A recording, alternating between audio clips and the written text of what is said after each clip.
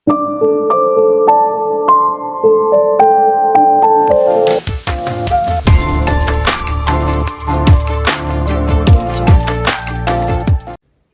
5ஓட starting சீனில் ஒரு elementary ஸ்கூலில் தான் காட்டுறாங்க.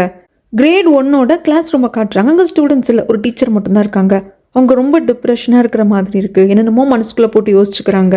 அவங்க ஃபோனில் ஒரு விஷயத்த டைப் பண்ணி வைக்கிறாங்க. அம்மா, நான் இந்த முடிவை ஏன் எடுத்தேன் அப்படிங்கிறது என்னோட டைரி நீ பார்த்தா உனக்கு புரியுமா அப்படின்னு சொல்லிட்டு சூசைட் பண்ணிக்க போகிறாங்க. கரெக்டாக அந்த இடத்துக்கு நம்மளோட ரிமா வந்துடுவாங்க. வந்தவங்க என்ன பண்ண போகிறீங்க அப்படிங்கிறப்போ, இல்லை நீங்கள் எதுக்கு இங்கே வந்தீங்க, நீங்கள் யார் என்னன்னு கேட்குறதுக்கு, இந்த மாதிரி நாங்கள் இஆர்பியிலிருந்து வரோம், டீச்சர்ஸ்க்கு கவுன்சிலிங் கொடுக்கறதுக்காகவும் அவங்க எப்படி மனநிலைமையில் இருக்காங்க அப்படிங்கிறத தெரிஞ்சுக்கிறதுக்காகவும் வந்திருக்கோம். டீச்சர்ஸும் அந்த ரூமில் இருக்காங்க, உங்களை கூப்பிட்டு போகிறதுக்காக தான் வந்தேன் அப்படிங்கிற சமயத்தில், அப்படிங்களா இதை வந்துட்டு அப்படின்னு சொல்லிட்டு ஃபோன் எடுத்துகிட்டு வராங்க. அதுக்கப்புறம் அவங்களுக்கான ஃபார்ம் எல்லாம் கொடுக்குறாங்க. மற்ற டீச்சர்ஸோட சேர்ந்து இவங்களும் ஃபில் பண்ணுறாங்க. ரீமாக்கு நல்லா தெரியுது இவங்க சூசைட் பண்ண தான் ட்ரை பண்ணியிருக்காங்கன்னு சொல்லிட்டு, பட் அதை பற்றி எதுவும் கேட்கறது இல்லை. இந்த ஃபார்மெல்லாம் ஃபில் பண்ணதுக்கு அப்புறமாக இந்த 2 டீச்சரும் வெளியே வருவாங்க. இந்த டீச்சரோட பேர் வந்து மினி அப்படின்னு சொல்லிட்டு நான் வைக்கிறேங்க. மினி டீச்சர் இன்னொரு டீச்சரும் பேசிட்டு வந்துகிட்டே இருப்பாங்க. அப்போ டக்குனு ரீமா வந்துடுவாங்க. வந்தவங்க மினியை பார்த்துட்டு, டீச்சர் மினி, இதுக்கப்புறமாக நீங்கள் கொஞ்சம் லீவ் எடுத்துக்கோங்க, உங்கள் ஹெல்த்தை பார்த்துக்கோங்க அப்படிங்கிறாங்க. பக்கத்தில் இருக்கிற இன்னொரு டீச்சர், என்னங்க நீங்கள் பேசிகிட்டு இருக்கீங்க, இவங்க இப்போ தான் ஒர்க் பண்ண ஸ்டார்ட் பண்ணியிருக்காங்க, இவங்க கரியர் ரொம்ப முக்கியம், இங்கே பிரின்ஸ்பாலும் கிடையாது, நீங்கள் ஏதோ இஆர்பி டீம்லேருந்து வந்திருக்கீங்க அப்படிங்கிறதுக்காக இவங்களை பாட்டுக்கு ஏதோ வேலையை விட்டு போக சொல்கிறீங்க அப்படிங்கிறப்போ, இதை பாருங்கள், வேலையை விட்டு போக சொல்ல கொஞ்சம் நாளைக்கு அவங்க லீவ் எடுத்துக்க சொல்கிறோம், அவ்வளோதான். சாகிறத விட ஒரு கரியர் பிரேக் எடுத்துக்கிறது, லீவ் எடுத்துக்கிறது தப்பு இல்லை அப்படிங்கிறாங்க. அதுவும் இப்போ நீங்கள்லாம் ஃபில் பண்ணி கொடுத்தீங்க இல்லையா ஃபார்ம், அதை அனலைஸ் பண்ணி அந்த முடிவு எடுத்திருக்கோம் அப்படிங்கிறாங்க. இந்த மினி டீச்சர் ஒரு மாதிரி திருட்டு முழிக்கிறாங்க. இங்கே நம்ம ஹீரோவை தான் காட்டுறாங்க. ஆக்சுவலாக இந்த மினி டீச்சரோட டைரியை ஹீரோ படிச்சுட்டு இருக்காங்க. கொடுத்தது வேற யாருமே கிடையாது, மினி டீச்சரோட அம்மா தான். பொண்ணோட ரொம்ப க்ளீன் பண்ணுறப்போ இந்த டைரியை நான் பார்த்தேன், எதிர்ச்சியாக எடுத்து படித்தேன், எனக்கு பயமாக இருக்குது, என் பொண்ணு ஏதோ வாழ்க்கையே அவ்வளோதான் அப்படிங்கிற ஸ்டேஜில் இருக்கிற மாதிரியே இருக்குது. அவள் டைரி ஆரம்பத்தில் படிக்கிறப்ப எனக்கு இருந்த சந்தோஷம் போக போக இல்லை அப்படிங்கிறாங்க. நம்ம ஹீரோவும் அதில் படிக்கிறாங்க. இந்த மினி டீச்சர் ஆசைப்பட்டு டீச்சராக இருக்காங்க. டீச்சர் ஆகணும், குழந்தைங்களுக்கு சொல்லிக் கொடுக்கணும், நல்ல ஸ்டூடெண்ட்ஸை உருவாக்கணும் அப்படின்னு சொல்லிட்டு ரொம்ப ஆசைப்பட்டு டீச்சராக இருக்காங்க.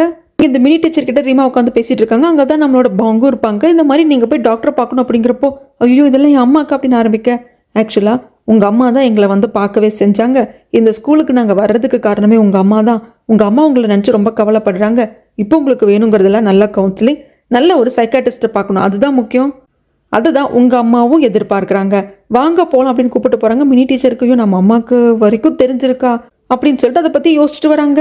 ஆனால் ஒரு டவுட் வருது, இப்போ நான் எடுக்கிறது கிரேட் 1க்கு கிளாஸ் டீச்சராக நான் இருக்கேன், அப்போது என்னோட கிளாஸுக்கு அப்படிங்கிறப்ப வேறு டீச்சரை போடுவாங்க, ஐயோ வேண்டாம், வேறு டீச்சரை போட்டால் அப்போ என்ன நிலமை தானே அவங்களுக்கும் வரும் அப்படிங்கிறப்ப ரீமா இருந்துட்டு, கவலைப்படாதீங்க, அதுக்குன்னு ஸ்பெஷலான டீச்சரை நாங்கள் வச்சுருக்கோம் அப்படிங்கிறாங்க.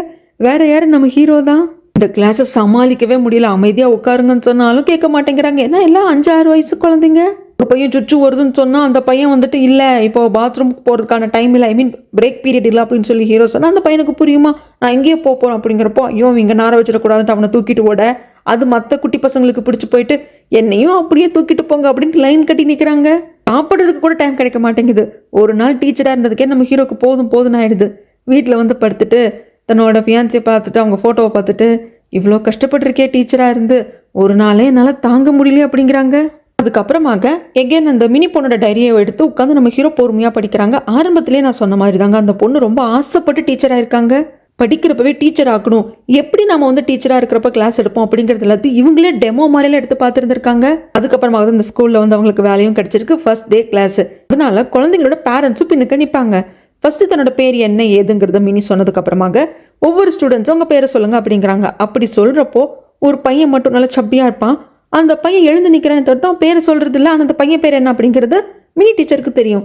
உன் பேர் இதுதானப்பா, பரவாயில்ல உட்காரு அப்படின்னு சொல்லிட்டு அந்த பையனோட பேரை சொல்லி கூப்பிட்டு உட்கார வைக்கிறாங்க. பட் இது வந்து அந்த அம்மாவுக்கு, அந்த பையனோட அம்மாவுக்கு ஒரு மாதிரி இருக்குது. ஃபர்ஸ்ட் டே கிளாஸ் எல்லாம் முடிஞ்சு போனதுக்கு அப்புறமாக எல்லா குழந்தைங்களுக்கு டாட்டா பை பை சொல்லுவாங்க. அந்த பையனோட அம்மா இருந்துட்டு, என் பையன் மேலே கொஞ்சம் எக்ஸ்ட்ரா கேர் எடுத்துக்கோங்க அப்படிங்கிறப்போ மினி டீச்சரும் ஓகே அப்படின்னு சொல்லிட்டு சொல்கிறாங்க. சரி உங்கள் காண்டாக்ட் நம்பர் கிடைக்குமா அப்படிங்கிறப்போ இவங்க சொல்கிறாங்க, இல்லைங்க ஸ்கூலில் வந்து டீச்சர்ஸோட காண்டாக்ட் நம்பர் வந்து இந்த மாதிரி பேரண்ட்ஸ் கிட்ட ஷேர் பண்ணிக்க கூடாது, அது வந்து ஸ்ட்ரிக்டாக நோ அப்படின்னு சொல்லி வச்சுருக்காங்க. ஆப்பில் வந்து நீங்கள் எதுவாக இருந்தாலும் கம்ப்ளைண்ட் ரைஸ் பண்ணலாம், நீங்கள் ஆப்பில் எதுவாக இருந்தாலும் நீங்கள் போஸ்ட் பண்ணுங்கள், அது நாங்கள் என்ன எதுங்கிறத பார்த்துப்போம், அதுவும் மார்னிங் 8 to ஈவினிங் 6 வரைக்கும் தாங்க டைம் அப்படிம்பாங்க. இது வந்து நமக்கு மூஞ்சில் அடிச்ச மாதிரி ஆகிடுது. சரி நீங்கள் இந்த அப்பார்ட்மெண்ட்டில் தானே குடியிருக்கீங்க அப்படிங்கிறப்போ மினி டீச்சரும் ஆமாம் அப்படிங்கிறாங்க. சரிங்க அப்புறம் பார்க்கலான்ட்டு வந்துடுவாங்க. என்னடா இது, நம்ம இந்த அப்பார்ட்மெண்ட்டில் தங்கியிருக்கோங்கிற வரைக்கும் நமக்கு தெரிஞ்சிருக்கேன்னு யோசிக்கிறாங்க. அதுக்கப்புறமாக இந்த ரூம் எல்லாம் க்ளீன் பண்ணுறது இவங்களோட வேலை தான், மினி டீச்சரோட வேலை தான். ஏன்னா அந்த குழந்தைங்க இன்னும் சின்ன குழந்தைங்க தான் இல்லையா, அதனால க்ளீன் பண்ணிகிட்டே இருக்கிறப்போ ஃபோனுக்கு ஒரு மெசேஜ் வருது. பர்சனல் நம்பர் இருந்து இல்லைங்க, ஸ்கூலுக்குன்னு ஒரு ஆப் இருக்கும் இல்லையா, அதில் வந்து மெசேஜ் வருது. அதுவும் இந்த கிரேட் 1 டீச்சர் மினிக்கு தான் அந்த மெசேஜ் வந்து வரணும். அப்படிங்கிறப்போ கரெக்டாக இவங்களுக்கு தான் அந்த நோட்டிஃபிகேஷன் வருது. இந்த மாதிரி இந்த சப்பி பையனோட அம்மா தான் நான் பேசுகிறேன், என் பையன்கிட்ட நீங்கள் அவனோட பேர் என்னன்னு கேட்டு எழுந்து நிற்க வச்சப்போ கொஞ்சம் நீங்கள் ஹார்ஷாக சொன்ன மாதிரி இருந்தது, அதை கொஞ்சம் பார்த்துக்கோங்க அப்படிங்கிறாங்க. இதுக்கு இவங்களும் ரிப்ளை பண்ணுறாங்க, ஓகேங்க நான் பார்த்துக்கிறேன் அப்படின்னு சொல்லிட்டு. அதுக்கப்புறமாங்க உங்கள் டோனை வந்து கொஞ்சம் டிஃப்ரெண்ட்டாக வச்சுக்கோங்க, ரொம்ப பொலைட்டாக வச்சுக்கோங்க அப்படின்னு சொல்கிறப்போ இதையும் வந்து ரொம்ப ஓகேங்க அப்படிங்கிற மாதிரி எடுத்துக்கிறாங்க. அதை நோட்டும் பண்ணி வைக்கிறாங்க.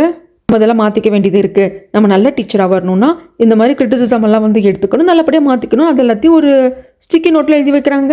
ஆரம்பத்தில் பேரண்ட் பண்ணுற இந்த கம்ப்ளைண்ட் எல்லாமே மினி டீச்சருக்கு சாதாரணமாக தெரியுது, இதெல்லாம் வரத்தான் செய்யும், நாம தான் வந்து இதெல்லாத்தையும் கரெக்டாக எடுத்து பார்த்துக்கணும்னு நினைக்கிறாங்க. ஆனால் போக போக இது டார்ச்சராக மாறுது.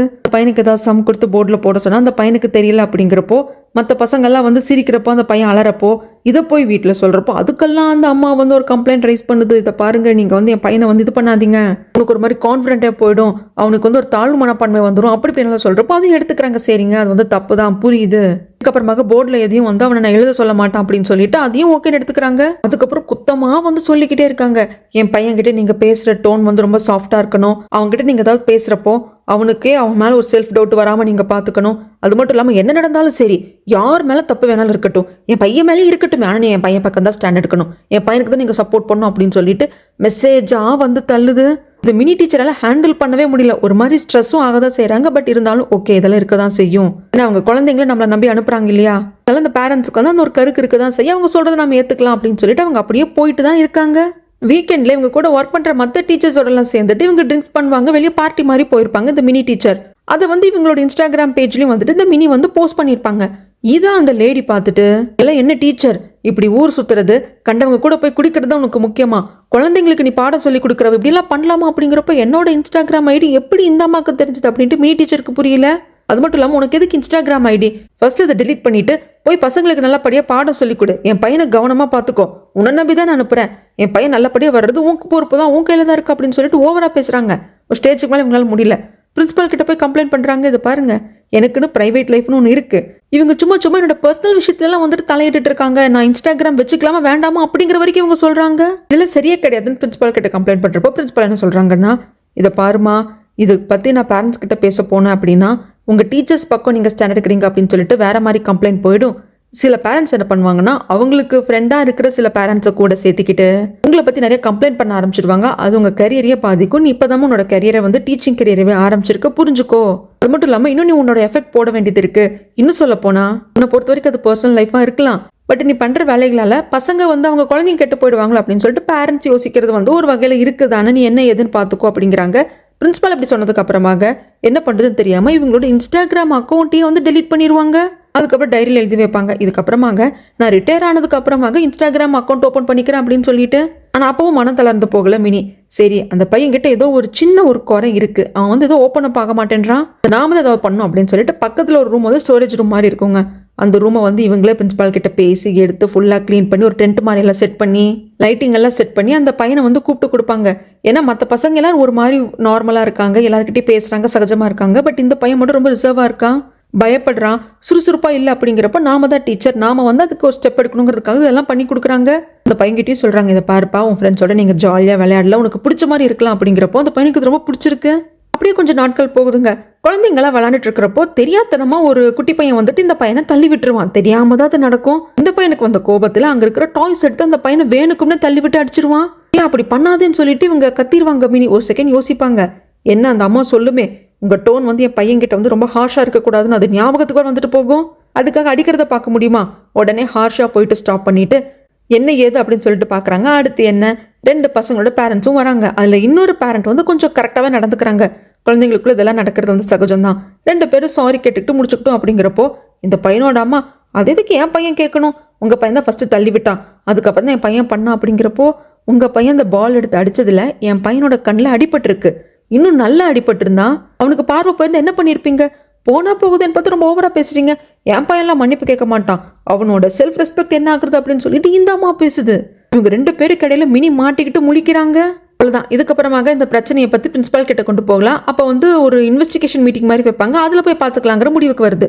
இந்த அம்மாவுக்கு என்ன பயம் அப்படின்னா அவங்க பையன் மேலே தப்பு இருக்குன்னு தெரிஞ்சு போச்சு.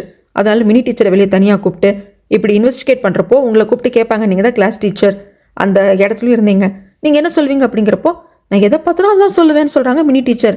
என்ன ஒரு மாதிரி பேசுகிறீங்க, எதை பார்த்தீங்களோ அதை தான் சொல்லுவீங்க அப்படின்னா அப்போ என் பையன் பக்கம் ஸ்டாண்ட் எடுக்க மாட்டீங்களே, இதை பாருங்கள், உங்கள் பையன் பண்ணது தப்பு, அந்த பையன் தெரியாமல் தான் தள்ளிவிட்டான், உங்கள் பையன் கோபத்தில் தெரிஞ்சே தள்ளிவிட்டு கண்ணில் பால் எடுத்து அடிச்சிருக்கான், இருந்துட்டு போகட்டும், என் பையன் தப்பே பண்ணாலும் நீங்கள் பையன் பக்கம் தான் நிற்கணும் அப்படிங்கிறாங்க.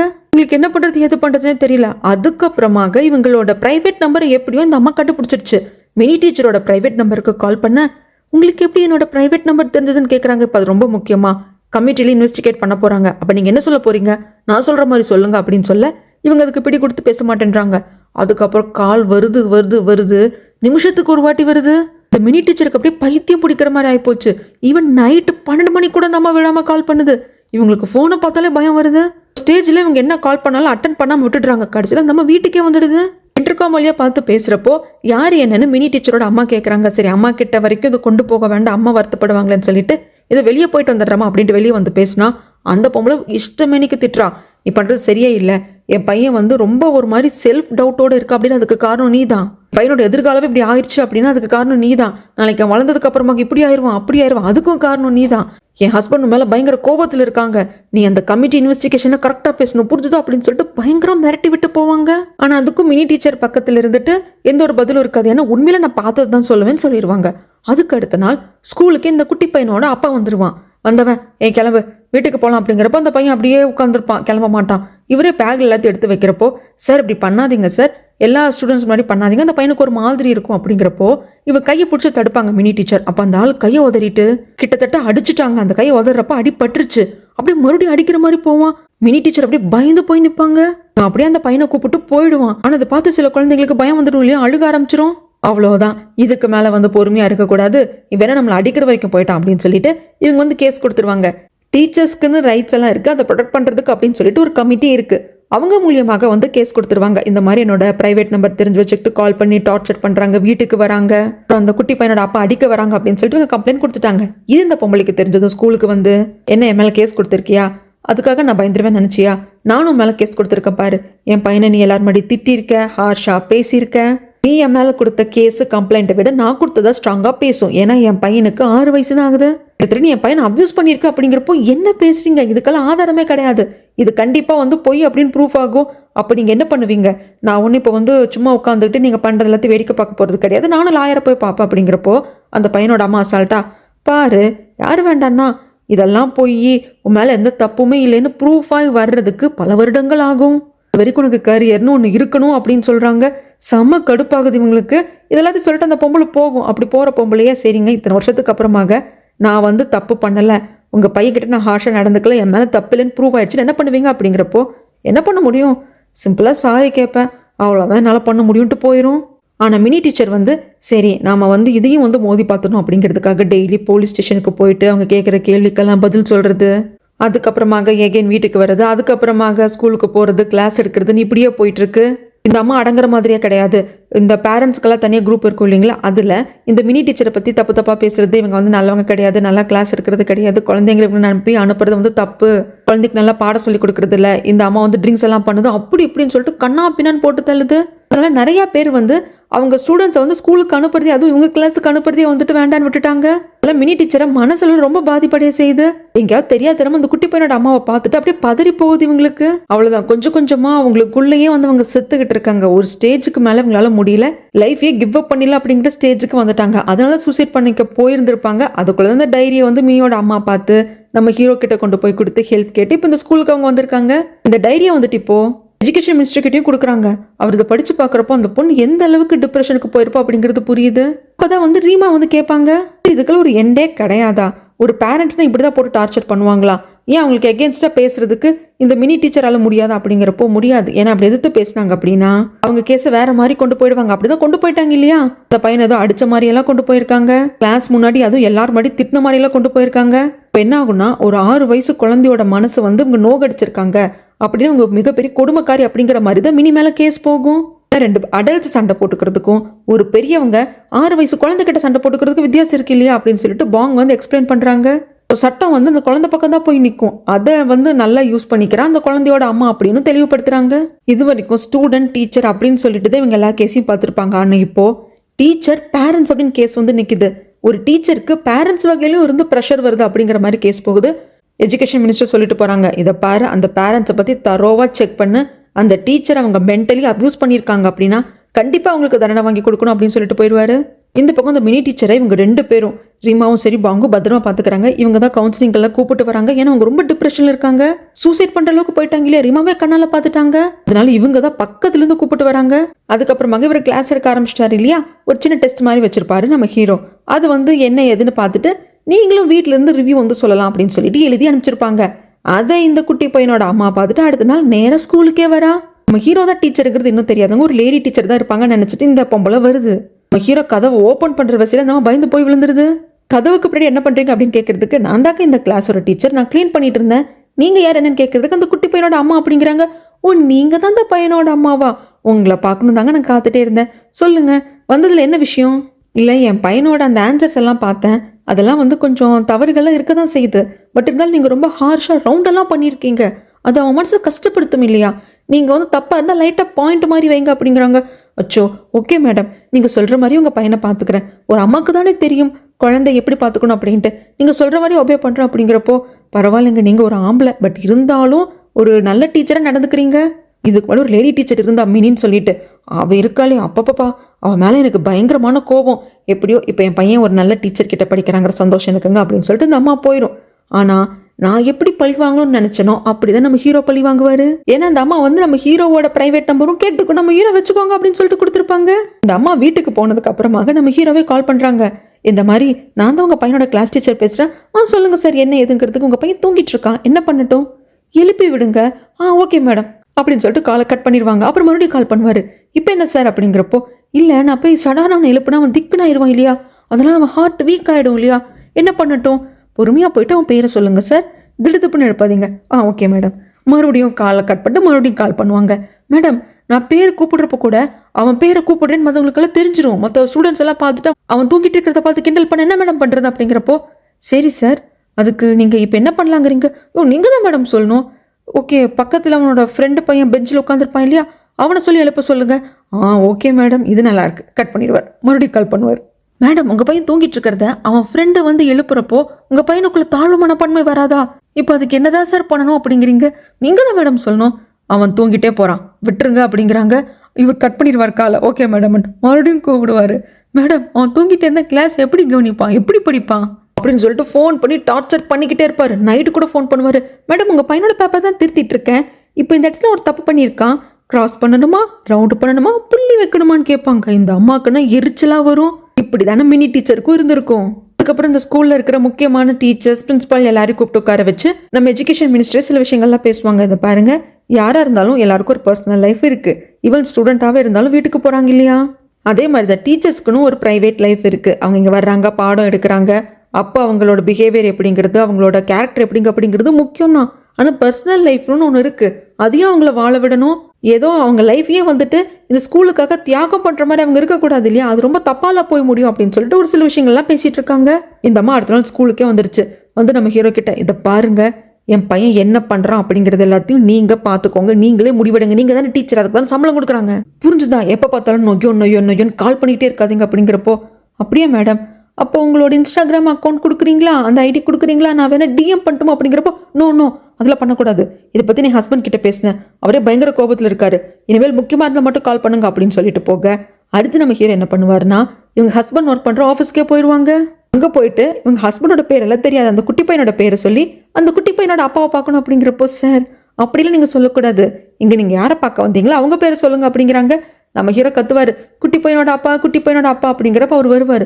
வந்து நிற்கிறப்போ இவர் டக்குன்னு மண்டி போட்டு நம்ம ஹீரோ, சார் மன்னிச்சிருங்க, நான் ரொம்ப தப்பு பண்ணிட்டேன், உங்கள் மனைவி வந்து என்னை பயங்கரமாக திட்டினாங்க, உங்கள் பையனை பற்றி நான் இப்படியெல்லாம் பேசிட்டேன், உங்கள் மனைவிக்கு நான் அதிகமாக காலெல்லாம் பண்ணிட்டேன், இதுக்கப்புறமாக நான் நல்ல டீச்சராக நடந்துக்கிறேன், தயவு செய்து சார் அப்படின்னு சொல்லிட்டு பயங்கரமாக சீன் போட்டுருவாரு. சுற்றி இருக்கிறவங்களுக்கு என்னடா இது அப்படிங்கிற மாதிரி பார்ப்பாங்க. சார் மன்னிச்சிருங்க சார், என்னை பற்றி கம்ப்ளைண்ட் பண்ணிடாதீங்க சார், என்னை வேலையை விட்டு தூக்கிடுவாங்க, இதுக்கு முன்னாடி மினி டீச்சரை நீங்கள் தான் கம்ப்ளைண்ட் பண்ணீங்க, அதெல்லாம் நிறைய பிரச்சனை வந்துச்சு, அவங்கள கூட கிளாஸில் வந்து அடிச்சிங்களாமே அப்படிங்கிறப்போ சுற்றி இருக்கிறவங்க எல்லாரும் கேட்குறாங்க. இவருக்கு ரொம்ப ஒரு மாதிரி அசிங்கமாகுது. சரி என்ன மன்னிச்சிருங்க அப்படின்னு வேணுக்குன்னே பேண்ட்டை பிடிச்சி இழுத்து விட்டுருவாரு. அவருக்கு ரொம்ப அசிங்கமாயிடும். பேண்ட்டை தூக்கிட்டு போட்டுக்கிட்டு இந்த மேனேஜரை பார்த்து, சார் இதெல்லாம் ஒன்றும் இல்லை சார்னு அவர் பேசிக்கிட்டே இருக்கிறப்போ எகைன் பேண்ட்டை பிடிச்சி இழுக்க போவார ஹீரோ. இந்த ஆளுக்கு கோவம் வந்து அடிக்கிற மாதிரி போயிடுவாங்க. நம்ம ஹீரோ அசால்ட்டாக அந்த ஆளோட கையை பிடிச்சி அப்படியே முறுக்கி விட்டுட்டு, சார் இதுக்கப்புறமாக நான் நல்ல விதமாக நடந்துக்கிறேன் சார், உங்கள் பையன்கிட்டையும் வந்து நீங்கள் கேட்டு பாருங்க சார், உங்கள் ஒய்ஃப் கிட்ட சொல்லுங்க சார்ன்ட்டு வந்துடுவாங்க. இந்த ஆள் வீட்டுக்கு வந்து கண்ணா பின்னான்னு கத்துறான். இடடியா அந்த டீச்சர் வந்து அந்த பேச்சு பேசுகிறான், எனக்கு ப்ரொமோஷன் கிடைக்க வேண்டியது எல்லாம் கெட்ட பேராக போச்சு, நான் போய் அந்த லேடி டீச்சர் அந்த மினி டீச்சர் அடிச்சேன்னு சொல்லிட்டுலாம் அவன் சொல்லி வச்சிருக்கான், இதுக்கெல்லாம் காரணம் நீ தான், உன்னால் இதை கூட பண்ண முடியாதா, நம்மளுக்கு இருக்கிறது ஒரே பையன், அவனை பார்த்து வளர்க்க முடியாதா, இந்த சின்ன விஷயத்த கூட நல்லா பார்த்துக்க முடியாதா அப்படின்னு சொல்லிட்டு ஒரு பயங்கரமாக திட்டிட்டு வர அம்மா அப்பா சண்டை போட்டுக்கிறது இந்த குட்டி பையனும் பார்ப்பான். அதுக்கு அடுத்த நாள் இந்த அம்மா டேரக்டாக பிரின்சிபால் ரூமுக்கே வந்துடுது. என்ன நினச்சிட்டு இருக்காங்க உங்கள் டீச்சர்ஸை கூட மெயின்டைன் பண்ண தெரியுது, நீ எல்லாம் என்ன பிரின்சிபல் அப்படிங்கிறப்போ, இதை பாருங்க, நீங்கள் இப்படி எல்லாம் திறந்த வீட்டில் நாய் நுழையிற மாதிரிலாம் என்ன பார்க்க வரக்கூடாது, என்னை பார்க்க வரணும்னா நீங்கள் அப்பாயின்மெண்ட் வாங்கணும், அதை விட மிக முக்கியம் உங்களுக்கு கம்ப்ளைண்ட்ஸ் ஏதாவது இருந்ததுன்னா நீங்கள் எங்களுக்குன்னு தனியாக ஸ்கூலுக்குன்னு ஆப் இருக்குது அதில் தான் நீங்கள் சொல்லணும், இல்லை அதுலேயும் உங்களுக்கு திருப்தி ஏற்படலை அப்படின்னா நீங்கள் ERPB கிட்ட வந்து கம்ப்ளைண்ட் பண்ணிக்கலாம் அப்படிங்கிறாங்க. இதை பாரு, என் ரைட்ஸ் என்ன அப்படிங்கிறத நீயும் எனக்கு சொல்லிக் கொடுக்க வேண்டியது கிடையாது, இங்கே நான் பேச வந்திருக்கிறது இங்கே இருக்கிற டீச்சர்ஸை பற்றி, என் பையனை நான் இங்கே அனுப்புகிறேன், என் பையனோட எதிர்காலம் அப்படின்னு ஆரம்பிக்கிறப்போ இதை பாருங்கள், உங்கள் பையனோட எதிர்காலம் எப்படி ஒரு பேரண்ட்டாக உங்களுக்கு முக்கியமோ இங்கே இருக்கிற டீச்சர்ஸ்க்கும் பேரண்ட்ஸ் இருக்காங்க, அந்த பேரண்ட்ஸுக்கு இவங்க குழந்தை தான், ஏதோ நீங்கள் ஒருத்தவங்க தான் உலகத்திலே குழந்தைய பெற்று வச்சிருக்கிற மாதிரி மற்றவங்களாம் அமேசானில் ஆர்டர் பண்ணி வாங்கி வச்சிருக்கிற மாதிரிலாம் பேசுகிறீங்க அப்படிங்கிறப்போ, ஓஹோ என்ன நீங்கள் உங்கள் டீச்சர்ஸ் பக்கம் ஸ்டாண்ட் எடுக்கிறீங்களா, என்ன பண்ணுறேன்ட்டு பாருங்க அப்படின்ட்டு இவங்க வெளியே வந்துடுவாங்க.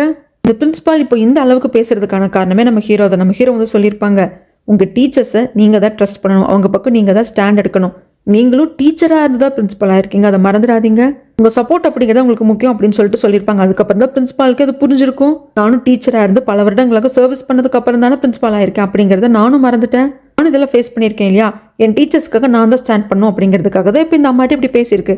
இந்த அம்மா பிரின்சிபால் கிட்ட பேசின கையோட கிளாஸ் ரூமுக்கு வந்து அந்த பையனை கையை பிடிச்சி தரன்னு இழுத்துட்டு போயிடும். நம்ம ஹீரோ எதுவுமே சொல்ல மாட்டாரு. இது வேற ஸ்டேஜுக்கு எடுத்துட்டு போகணும் அப்படின்னு சொல்லிட்டு பேரண்ட்ஸ் கவுன்சிலை கூப்பிட்டணும், இவங்க மேலே கம்ப்ளைண்ட் கொடுக்கணும் அப்படின்னு சொல்லிட்டு எல்லா பேரண்ட்ஸையும் வர சொல்லியிருப்பாங்க ஒரு இடத்துக்கு, ரெஸ்டாரண்ட்டுக்கு. அங்கே போகலாங்கிறதுக்குள்ள அதுக்கு முன்னாடி நம்ம ஹீரோ போய் உட்காந்துருக்காங்க. இந்த அம்மா ஒன்றும் தெரியாமல் முழிக்கிறப்போ மற்ற பேரண்ட்ஸ்ல அப்படி முறைன்னு முறைச்சு பார்க்குறாங்க. நம்ம ஹீரோ எழுந்து, உங்கள் மேலே நான் கம்ப்ளைண்ட் ஃபைல் பண்ணியிருக்கேன், எம்எல்ஏ எதுக்கு, ஏன்னா நீங்கள் உங்கள் பையனை அடித்து கொடுமைப்படுத்தியிருக்கீங்க, அது தப்பு. ஏய் அது என் பையனை நான் அடிக்கவும் இல்லை, ஒன்றும் பண்ணல, இல்லை நான் உடம்புல சில காயங்களை பார்த்தேன்னு ஹீரோ சொல்கிறாங்க. அப்படியே இருந்தாலும் நீ யாருங்கிறதுக்கு டீச்சர்ஸ்க்கு ரைட்ஸ் இருக்குங்க, எங்ககிட்ட படிக்கிற பசங்க குழந்தைங்களுக்கு ஏதாவது பிரச்சனை இந்த மாதிரி உங்கள் பேரண்ட்ஸ் அடிக்கிறாங்க துன்புறுத்துறாங்க அப்படின்னா அது என்ன ஏதுன்னு பார்த்து பேரண்ட்ஸ் மேலேயே கம்ப்ளைண்ட் கொடுக்கறதுக்கு டீச்சர்ஸ் ஆனால் எங்களுக்கு ரைட்ஸ் இருக்குது அப்படின்னு சொல்லிடுவாங்க. இதை பார்த்த இந்த அம்மா இருந்துட்டு, சரி நான் என் பையனை அடிக்கல கொடுமைப்படுத்தலை, இதை நான் நிரூபிச்சிட்டா நீ என்னதான் பண்ணுவ அப்படின்னு கேட்குறப்ப நம்ம ஹீரோ அசால்ட்டா சாரி கேட்பேன், அவ்வளோதான், அதை தவிர்த்து வேற என்ன பண்ணணும் அப்படின்னு அசால்ட்டாக பேசுவாங்க. இப்போதான் இந்த அம்மாவுக்கு சுருக்குன்னு குத்துது, மினி கிட்ட நம்ம எப்படியெல்லாம் பேசியிருக்கோம்னு சொல்லிட்டு. இந்த குட்டி பையனோட அம்மானால இது ஏற்றுக்கவே முடியல. அது மட்டும் இல்லாமல் இவங்களுக்கு ஃப்ரெண்ட்ஸு சில பேரண்ட்ஸ் எல்லாம் இருப்பாங்க இல்லைங்களா, அவங்கள கூட தப்பாக பேச ஆரம்பிச்சிடுறாங்க. இந்த அம்மா ரொம்ப ஓவராக பண்ணியிருக்கு, அந்த பையனை வந்து அடிச்சும் டார்ச்சர் பண்ணியிருக்கு, அது மட்டும் இல்லாமல் அந்த மினி டீச்சரை பயங்கரமாக மென்டலி ரொம்ப டார்ச்சர் பண்ணியிருக்கு அப்படின்னு நல்லா பேசிக்கிறாங்க. இதெல்லாம் கேட்குறப்ப செம கோவம் வருது. மினி டீச்சருக்கு கால் பண்ணுறாங்க, மினி டீச்சர் அட்டன் பண்ணுறது இல்லை. இந்த அம்மா காலில் வந்துட்டு இருக்கிறப்போ மினி டீச்சர் எதுக்கால பார்ப்பாங்க, அவங்க ஸ்கூலுக்குள்ளே போயிட்டு இருப்பாங்க. உடனே இந்த அம்மா ஸ்கூலுக்குள்ளே போக பார்க்குது, அப்போ ஒரு சின்ன ஆக்சிடென்ட்டே ஆகிடும். அதெல்லாம் கண்டுக்காம இந்த அம்மா பாட்டுக்கு ஸ்கூலுக்குள்ளே வரும். அப்போ இந்த அம்மாவை மேற்கொண்டு போக விடாமல் நம்ம ஹீரோ நிற்பாரு, என்ன நிற்கிற தள்ளு, அந்த மினியை போய் நான் பார்க்கணும் அப்படிங்கிறப்போ இதை பாருங்க, உங்கள் இஷ்டத்துக்கு நீங்கள் டீச்சர்ஸை பார்க்குறது அவங்கள திட்டுறது இதெல்லாம் வச்சுக்க கூடாது அப்படிங்கிறாங்க. இதை பாரு, எனக்கு ERPயில் கூட நிறைய ஆஃபீஸர்ஸை தெரியும், நான் கம்ப்ளைண்ட் பண்ண போகிறேன் அப்படிங்கிறப்போ நானே ERPயோட இன்ஸ்பெக்டர் தான், நீங்கள் இந்த பூச்சாடையெல்லாம் என்கிட்ட காட்டாதீங்க அப்படிங்கிறாங்க. ஓ இப்போ புரிஞ்சிருச்சு, நீ அந்த மினி டீச்சர் பின்னாடி இருக்கிற தைரியத்தில் தான் அவள் அந்த ஆட்டம் கட்டுறாளா, நீ தான் சப்போர்ட் பண்ணிட்டு இருக்கியா அப்படிங்கிறப்போ உங்களுக்கு ஒன்று புரியல அப்படின்னு சொல்கிறாங்க. இந்த பக்கமாக மினி டீச்சர் எதுக்கு ஸ்கூலுக்கு வந்திருப்பாங்க அப்படின்னா, இந்த குட்டி பையன் தாங்க ஃபோன் பண்ணி கூப்பிட்டுருப்பான், இந்த பையனுக்காகன்னு சொல்லிட்டு டென்ட் எல்லாம் போட்டு ரெடி பண்ணியிருப்பாங்க இல்லையா, அங்கே அந்த பையன் உட்காந்து வரைஞ்சிட்டு இருப்பான், பக்கத்தில் மினி டீச்சர் உட்காந்து வரைஞ்சிட்டு இருப்பாங்க. ஏன் பையனுக்கு ஃபோன் பண்ண, ரொம்ப கஷ்டமாக இருக்குது, இந்த மாதிரி ஸ்கூலுக்கு வாங்கன்னு சொன்னேன், நான் ஸ்கூலுக்கு வருவேன்னு உனக்கு எப்படி தோணுச்சுங்கிறப்போ, இல்லை நீங்கள் ரொம்ப நல்ல டீச்சர், நாங்கள் எது கேட்டாலும் பண்ணுவீங்க, அதனால கண்டிப்பாக நீங்கள் வருவீங்கன்னு எனக்கு தெரியும், அதனால தான் கூப்பிட்டேன், வந்ததுக்கு தேங்க்ஸ் அப்படிங்கிறாங்க. தேங்க்ஸ் எல்லாம் சொல்லாத கண்ணா, நீ ரொம்ப ஃபீல் பண்ண, என்ன பிரச்சனை எதுன்னு கேட்குறதுக்கு, இல்லை எங்கள் அம்மா வந்து உங்களை போட்டு படாத படுத்துனாங்க எனக்கு தெரியும், ஆனால் அதெல்லாம் எப்படி தடுத்து நிறுத்துறதுன்னு எனக்கு தெரியல, அம்மாவும் அப்பாவும் வீட்டில் சண்டை கூட போட்டுக்கிறாங்க, எனக்கு வீட்டுக்கு போகவே பிடிக்கல, எங்கள் அம்மா கிட்ட இருக்கிறதுக்கே எனக்கு பயமாக இருக்குது, பேசாமல் இப்படியே ஸ்கூல்லேயே இருந்துட்டுமோ அப்படிங்கிறப்ப அந்த பையனை கட்டி பிடிச்சி மினி சமாதானப்படுத்துவாங்களா. இது எல்லாமே வந்துட்டு அந்த ரூமுக்கு வெளியே நிற்க வச்சு இந்த அம்மாவை நம்ம ஹீரோ கேட்க வைப்பாங்க. அந்த அம்மாவுக்கே ஒரு மாதிரி ஆகிடும், நாம பெத்த பையனே நம்ம கிட்ட வரமாட்டேன்ற, ஸ்கூல்லேயே இருந்துக்கிறேன்னு சொல்கிறானே அப்படின்ட்டு ரொம்ப வேதனையாக இருக்கும். நம்ம ஹீரோவும் சொல்லுவாங்க, பார்த்தீங்களா நீங்கள் எந்த டீச்சரை உங்கள் பையனுக்கு வேண்டான்னு நினச்சிங்களோ, எந்த டீச்சர் மேலே வந்துட்டு அவ்வளோ பழி போட்டு டார்ச்சர் பண்ணீங்களோ, அந்த டீச்சர் பக்கத்தில் இருக்கிறதுக்கு தான் உங்கள் பையன் வந்து ஆசைப்படுறான், உங்ககிட்ட வர்றதுக்கு பயப்படுறான். இதுதான் ரியாலிட்டி, புரிஞ்சுக்கோங்க அப்படிங்கிறாங்க. அதுக்கப்புறம் ஹீரோ காரில் வந்துகிட்டே இருக்கிறப்போ ரீமா வந்துட்டு கேட்பாங்க, ஆமாம் அந்த மினி டீச்சர் அந்த அப்போ குட்டி பையன் கூப்பிட்டா கண்டிப்பாக வந்துட்டு ஸ்கூலுக்கு வருவாங்க அப்படிங்கிறது உங்களுக்கு எப்படி தெரியும் அப்படின்னு சொல்லிட்டு ரீமா கேட்குறப்போ, தெரியும் ஏன்னா அவங்க டீச்சர், எனக்கு தோணுச்சு அவங்க கண்டிப்பாக ஸ்கூலுக்கு வருவாங்கன்னு தோணுச்சு, அதான் நானும் போனேன் அப்படிங்கிறாங்க. இதெல்லாம் கேட்டுட்டு இருக்க பாங்க இருந்துட்டு சொல்லுவாங்க, இதுக்கு பேர் வந்து டெலிபதி. நம்ம எவ்வளோ தூரம் தள்ளி இருந்தாலும் ஒரு விஷயம் இப்படி நடக்கும் அப்படின்னு சொல்லிட்டு நம்மளுக்கு வந்து தோணும், அது ரெண்டு பேருக்குள்ளே இருக்கிற அது ஒரு மாதிரியான வேவ் லென்த் அப்படிங்கிறப்போ, அப்படியா இதெல்லாம் நம்ப மாட்டேன்னு ரீமா சொல்லுவாங்க. பாங்க இருந்துட்டு, சரி நீ மனசுக்குள்ளே தான் நினச்சிக்கோ, நான் அதை கண்டுபிடிக்கிறேன் அப்படின்ட்டு கண்ணை பார்ப்பாங்க. அப்போ கண்டுபிடிக்க முடியறதில்ல. சரி சண்டை போட்டுக்காதீங்க, அதை சாப்பிட்டு போகலாம் அப்படிங்கிறப்போ ரெண்டு பேரும் கோரஸாக நூடுல்ஸ் அப்படின்னு சொல்லுவாங்க. பாத்தியா இதுக்கு பெத்த டெலிபதி அப்படின்னு பாங் சொல்கிறப்போ இப்போ ரீமா நம்புறதில்ல. அதுக்கப்புறம் இந்த கேஸ் வந்து கோர்ட்டுக்கு போகுதுங்க. டீச்சரோட பர்சனல் நம்பருக்கு கால் பண்ணுறது, அவங்களுக்குன்னு ஒரு பர்சனல் ஸ்பேஸையே கொடுக்காம எப்போ பார்த்தாலும் நொய்யின்னு மெசேஜ் பண்ணுறது, அவங்கள ஃப்ரீயாக இருக்காமல் விடுறது, அவங்களோட ப்ரைவேட் ஸ்பேஸில் கூட இவங்க போயிட்டு மூக்க நுழைக்கிறது, அவங்களுக்குன்னு ஒரு லைஃபையே வாழ விடாமல் இருக்கிறது, மென்டல் டார்ச்சர் கொடுத்தது அப்படின்னு சொல்லிட்டு இது எல்லாத்தையும் சொல்லிட்டு இதுக்கு வந்து 5 வருஷம் தண்டனையும் இருக்குது. ஆனால் வந்து எத்தனையோ மில்லியன் பணம் வந்து பேவும் பண்ணலாம். இப்படி மென்டல் டார்ச்சர் கொடுத்ததுனால மினி டீச்சர் வந்து சூசைட் பண்ணுற அளவுக்கு போயிருக்காங்க. ஸோ அதுக்கும் வந்து இந்த குட்டி பையனோட அம்மாவுக்கு வந்து தண்டனையும் கொடுக்கலாம், சிறை தண்டனையும். அப்படி இல்லைன்னா இவங்களுக்கு வந்து நிறைய மில்லியன் வந்து பெனால்ட்டி கொடுக்குற மாதிரி வரும் அப்படின்னு சொல்லிட்டு ரெண்டுக்குமே ஆப்ஷன் இருக்குது. இவங்க ஒன்றா ஜெயிலுக்கும் போகலாம், இல்லை பணம் கொடுத்து நான் வந்து இதை கேஸை முடிச்சுக்கிறேன் அப்படின்னா அதுக்கு பெனால்ட்டி கட்டியும் கேஸை முடிச்சுக்கலாம். கோர்ட் ரூமில் வந்துட்டு மினி டீச்சரும் இருப்பாங்க. மினி டீச்சரோட அம்மா கையை பிடிச்சிக்கிட்டு, பொண்ணுக்கு ஏதாவதுன்னா நான் இருக்கேன் அப்படிங்கிற மாதிரி கையை பிடிச்சிப்பாங்க. இந்த குட்டி பையனோட அம்மா எதுவுமே பேச மாட்டான், அவளுக்கு புரிஞ்சிருச்சு நான் பண்ணது தப்புன்னு சொல்லிட்டு அமைதியாக எல்லாத்தையுமே கேட்டுட்டு உட்காந்துப்பாங்க. இந்த பக்கம் எஜுகேஷன் மினிஸ்டர் இது எல்லாத்தையும் ப்ரெஸ் மீடியா பீப்புள் முன்னாடி சொல்லிட்டு, இது எவ்வளோ பெரிய விஷயம், இதுக்கு நம்ம ப்ராப்பராக வந்து இந்த ஸ்டெப் எடுக்காமல் இருந்திருக்கோம். எஜுகேஷன் மினிஸ்டராக இந்த இடத்துல நான் தோற்று போயிட்டேன், அது தப்பு தான், முன்னமே வந்து இதுக்கான கரெக்டான ரூல்ஸ் எல்லாம் போட்டிருக்கணும். பட் இதுக்கப்புறமாக நீங்கள் யாரும் கவலைப்படாதீங்க, உங்களுக்காக தான் நாங்கள் இருக்கோம். விக்டிமாக இருக்கிறது பேரண்ட்ஸோ டீச்சரோ ஸ்டூடெண்ட்டோ யாராக இருந்தாலும் சரி, நாங்கள் உங்கள் பக்கம் இருக்கோம். பட் இது வரைக்கும் நீங்கள் வந்து தனியாக சஃபர் ஆகிட்டு இருந்தீங்க, இதுக்கப்புறம் நீங்கள் தனியாக வந்து கஷ்டப்பட வேண்டியதில்லை, உங்களுக்கு துணையாக நாங்கள் இருக்கோம். பட் இது வரைக்கும் நீங்கள் தனியாக சஃபர் ஆனதுக்கு நான் மன்னிப்பு கேட்டுக்கிறேன் அப்படின்ட்டு பவ் பண்ணி மன்னிப்பு கேட்பாரு. அதுக்கப்புறம் நம்ம ஹீரோவை தான் காட்டுறாங்க. இது வரைக்கும் ஹீரோ அவரோட கேர்ள் ஃப்ரெண்டோட டைரி, அதாவது ஹீரோயினோட டைரியை வந்து எடுத்து படிச்சே இருக்க மாட்டாங்க. இப்போ தான் வந்து எடுத்து படிக்கணும்னு தோணுது. அதில் நிறைய நோட்ஸ் எல்லாம் எழுதி வச்சிருக்காங்க, எப்போ இந்த கிளாஸ் அட்டன் பண்ணணும் அப்படிங்கிறது எழுதி வச்சிருக்காங்க, இவங்களோட கல்யாண நாள் இப்போ வரப்போகுது அப்படிங்கிறது எழுதி வச்சிருப்பாங்க, என் பாய் ஃப்ரெண்டை கல்யாணம் பண்ணிக்க போகிற டேட் அப்படின்னு சொல்லிட்டு. அதுக்கப்புறமாக என்னன்னு தெரியல, அந்த பையன் வந்து 2 வாரமாக ஸ்கூலுக்கு வரல, அவனுக்கு ஏதோ பிரச்சனை இருக்க போல இருக்குது, அது என்ன எதுன்னு பார்க்கணும் அப்படின்னு எழுதி வச்சிருக்காங்க. அது எந்த பையன் அப்படின்னா, ஹீரோயினை கத்தியால் குத்துனா இல்லைங்களா, அந்த பையன் தான். அந்த பையன் பேர் வந்து சோவல். ஸோ சோவல் 2 வாரமாக ஸ்கூலுக்கு வரல, அவன் சரியாக படிக்க மாட்டேன்றான், அவனுக்கு கொஞ்சம் என்ன எதுன்னு பார்க்கணும், அவனுக்கு ஃபேமிலி பேக்ரவுண்டும் சரியில்லை, அவனை நல்லா படிக்க வைக்கணும், அதுக்கு நாம தான் அவனுக்கு அட்வைஸ் பண்ணி ஒரு நல்ல டீச்சராக வந்து நாம தான் அவனுக்கு எல்லாத்தையும் சொல்லிக் கொடுக்கணும் அப்படின்னு எழுதி வச்சிருப்பாங்க. அதே மாதிரி கடைசி என்ன எழுதியிருப்பாங்க அப்படின்னா, நான் என்ன பண்ணுறது, சோவலை மன்னிக்கிறதா, யாருக்கிட்டையும் சொல்லாமல் மறைக்கிறதா, அவனுக்கு இன்னொரு சான்ஸ் கொடுக்குறதா தெரியலையே அப்படின்னு சொல்லிட்டு எழுதி வச்சிருப்பாங்க. இதே நம்ம ஹீரோ படிக்க. இதோட இங்கே எபிசோட் 5 கம்ப்ளீட் ஆகுதுங்க. எபிசோட் 6ஓட ஸ்டார்டிங் சீனில் ஹீரோயினோட டைரி வந்துட்டு ஹீரோ படிச்சுட்டு இருக்காங்க இல்லையா, அதில் அந்த பையன் சாவலை பற்றி நிறைய விஷயங்கள் எழுதியிருக்கு. அவனை மன்னிக்கலாமா, ஆனால் அவன் பண்ணது மிகப்பெரிய தப்பு, அவனை இன்னொரு சான்ஸ் கொடுக்கலாமா அப்படிங்கிற மாதிரியெல்லாம் ஹீரோயின் எழுதியிருக்காங்க. அது மட்டும் இல்லாமல் அந்த பையனோட சேர்ந்து ஹீரோயின் ஃபோட்டோ எடுத்துகிட்டு இருந்திருப்பாங்க, அது எல்லாமே வந்து இருக்குது. ஒருவேளை அந்த பையனுக்கு யாரும் இல்லை அப்படின்னு அக்கறை எடுத்துக்கிட்டதுனால அந்த பையன் வந்து நம்ம டீச்சர் நம்மளை வந்து லவ் பண்ணுறாங்க, இவங்க தான் நம்ம லைஃபோட பார்ட்னர் அப்படிங்கிற மாதிரி அவன் யோசிச்சானோ அப்படின்னு சொல்லிட்டு அவன் ஹீரோ யோசிச்சுட்டு இருக்காங்க. ஆனால் நைட் நேரத்தில் எதுக்கு ஹீரோயின் ஸ்கூலுக்கு அந்த பையனை பார்க்க போனாங்க அப்படின்னு தெரியல. ஏன்னா நைட்டு தான் வந்துட்டு அந்த மர்டர் நடந்திருக்கு, அந்த சாவல் பையன் வந்து ஹீரோயினை கத்தியால் குத்திருக்கா. ஆனால் நைட் டைம் இவங்க எதுக்கு ஸ்கூலுக்கு போகணும், அது என்ன எதுன்னு தெரியல. அதை பற்றிலாம் யோசிச்சுக்கிட்டே இருக்கிறப்போ எஜுகேஷன் மினிஸ்டர் வந்துட்டு வராரு.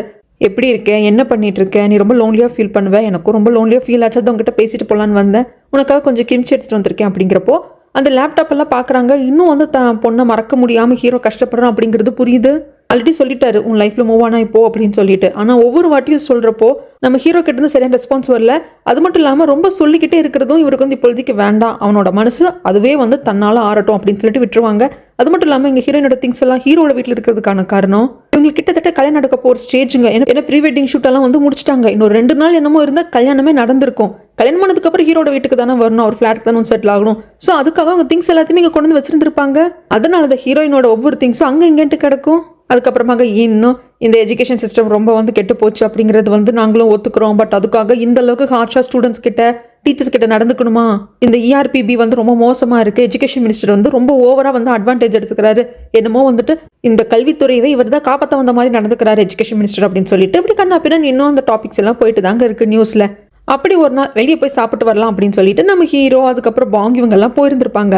ரிமா இருந்துட்டு இந்த ரெடிமேட் நூடுல்ஸ் இருக்கும் இல்லைங்களா, ஸ்டோர்லேயே வந்து கிடைக்கும், அப்போவே வந்து ஹாட் வாட்டர் ஊற்றிட்டு நம்ம வந்து சாப்பிட்டுக்கலாம் கொஞ்சம் நேரம் பொறுத்து இருந்துட்டு. அது வந்து ஹாட் வாட்டர் ஊற்றிட்டு எடுத்துகிட்டு வருவாங்க. ஹீரோ சொல்லுவாங்க, நானே சொன்னோம் ரெஸ்டாரண்ட்டுக்கே போய் உட்காந்து பொறுமையாக சாப்பிட்லான்னு சொல்லிட்டு, ஏன் இவ்வளோ அவசரம் அப்படிங்கிறதுக்கு, இல்லை எனக்கு வந்து ரெடிமேட் நூடுல்ஸ் தான் பிடிக்கும், அது இல்லாமல் உங்கள் கூட உட்காந்து சாப்பிட்றப்போ எனக்கு வந்து ஃப்ரெண்ட்லி ஃபீல் வராது, நான் வந்து உங்களை சூப்பராகவே பார்த்துட்டேன், சாப்பிட்றப்ப கூட நான் ஏதோ ஒர்க்கில் இருக்கிற மாதிரி எனக்கு ஃபீல் ஆகும், அதனால தான் சரி பொறுமையாக சாப்பிட்டா தான் வந்திருக்கலாம் அப்படிங்கிறதுக்கு இல்லை இப்போ ஹாட் வாட்டர் ஊற்றிருக்கேன், நான் வீட்டுக்கு போகிறப்போ கரெக்டாக செட் ஆகிடும், அந்த டைமிங் வந்து எனக்கு ரொம்ப முக்கியம், ஏன்னா இந்த டைமிங்கோட வெந்தாதான் நல்லாயிருக்கும் அப்படின்னு சொல்லிட்டு காலையில் இருக்கிறாங்க. அந்த சமயத்தில் எதிர்ச்சியாக பார்க்குறாங்க ஒரு 4-5 ஸ்கூல் ஸ்டூடெண்ட்ஸ் தான் அவனுக்கு அங்கே இருக்கிற கார் எல்லாத்தையும் ஓப்பன் பண்ண ட்ரை பண்ணுறாங்க அப்படின்னு சொல்கிறத விட ஏதாவது காரு யாராவது லாக் பண்ணாமல் போயிருக்காங்களா அப்படின்னு பார்க்குறாங்க. ஏதோ தப்பாக இருக்கிற மாதிரி இருக்குது. டக்குன்னு அந்த நூடுல்ஸ் அந்த பாக்ஸ் இருக்கு இல்லையா, அந்த பாங்க் கிட்ட ரீமா கொடுத்துட்டு நம்ம ஹீரோவும் ரீமாவும் இறங்கிடுவாங்க. பாங்குக்கு என்ன பண்ணுறதுன்னு தெரியாமல் என்னதுன்னு கேட்கறதுக்கு நீ கார்லேயே வெயிட் பண்ணுங்கிறாங்க.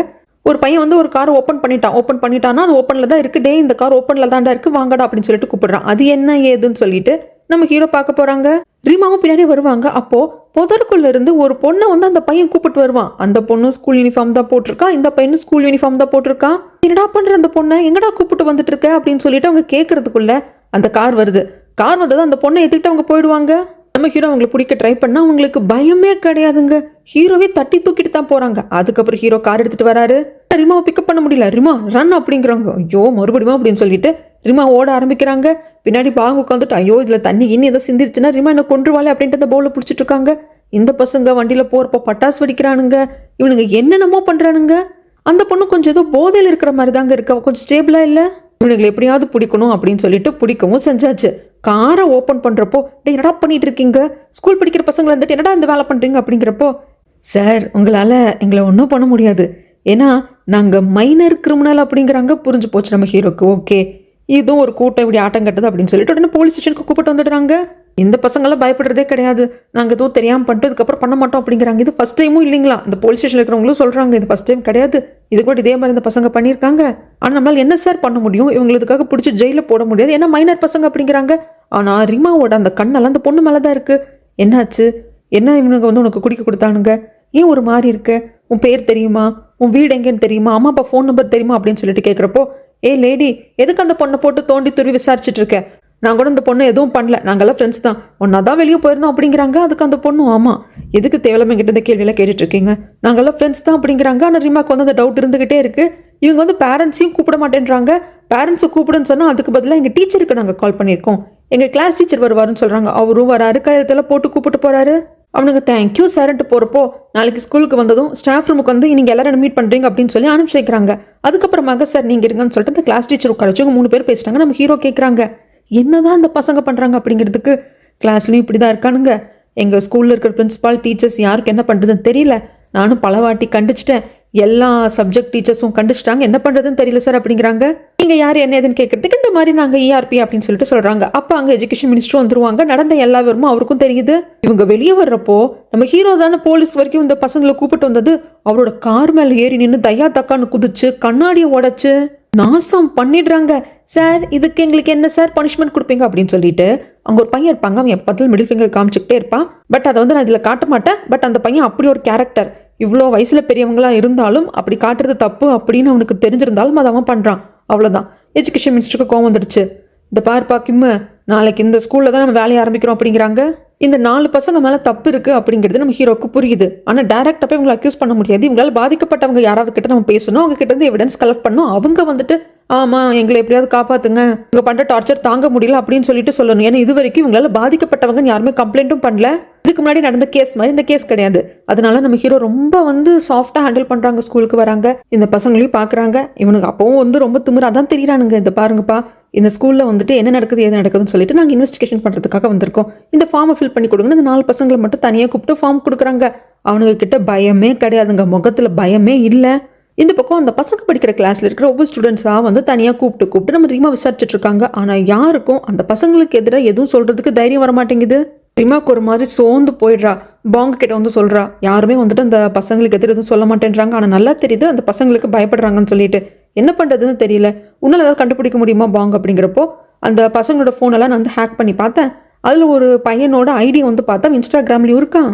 ரீசெண்டாக போட்ட பிக்சர்ஸ் எல்லாம் இதுதான், இதில் ஏதாவது கிடைக்குமான்னு பார்க்கலான்னு சொல்லிட்டு சர்ச் பண்ணிட்டு இருக்காங்க. ஏன்னா இவங்க கிளாஸில் அந்த பொண்ணு இல்லை. அந்த பொண்ணு இருந்திருக்கணும் நேற்று. அந்த பொண்ணு ஒரு மாதிரி மயக்க ஸ்டேஜில் இருந்தா இல்லைங்களா, அந்த பொண்ணு கிளாஸில் இல்லை. மற்றவங்க எல்லாரையும் விசாரிச்சாச்சு, என்ன ஏது எப்படி கண்டுபிடிக்கிறதுன்னு தெரியல.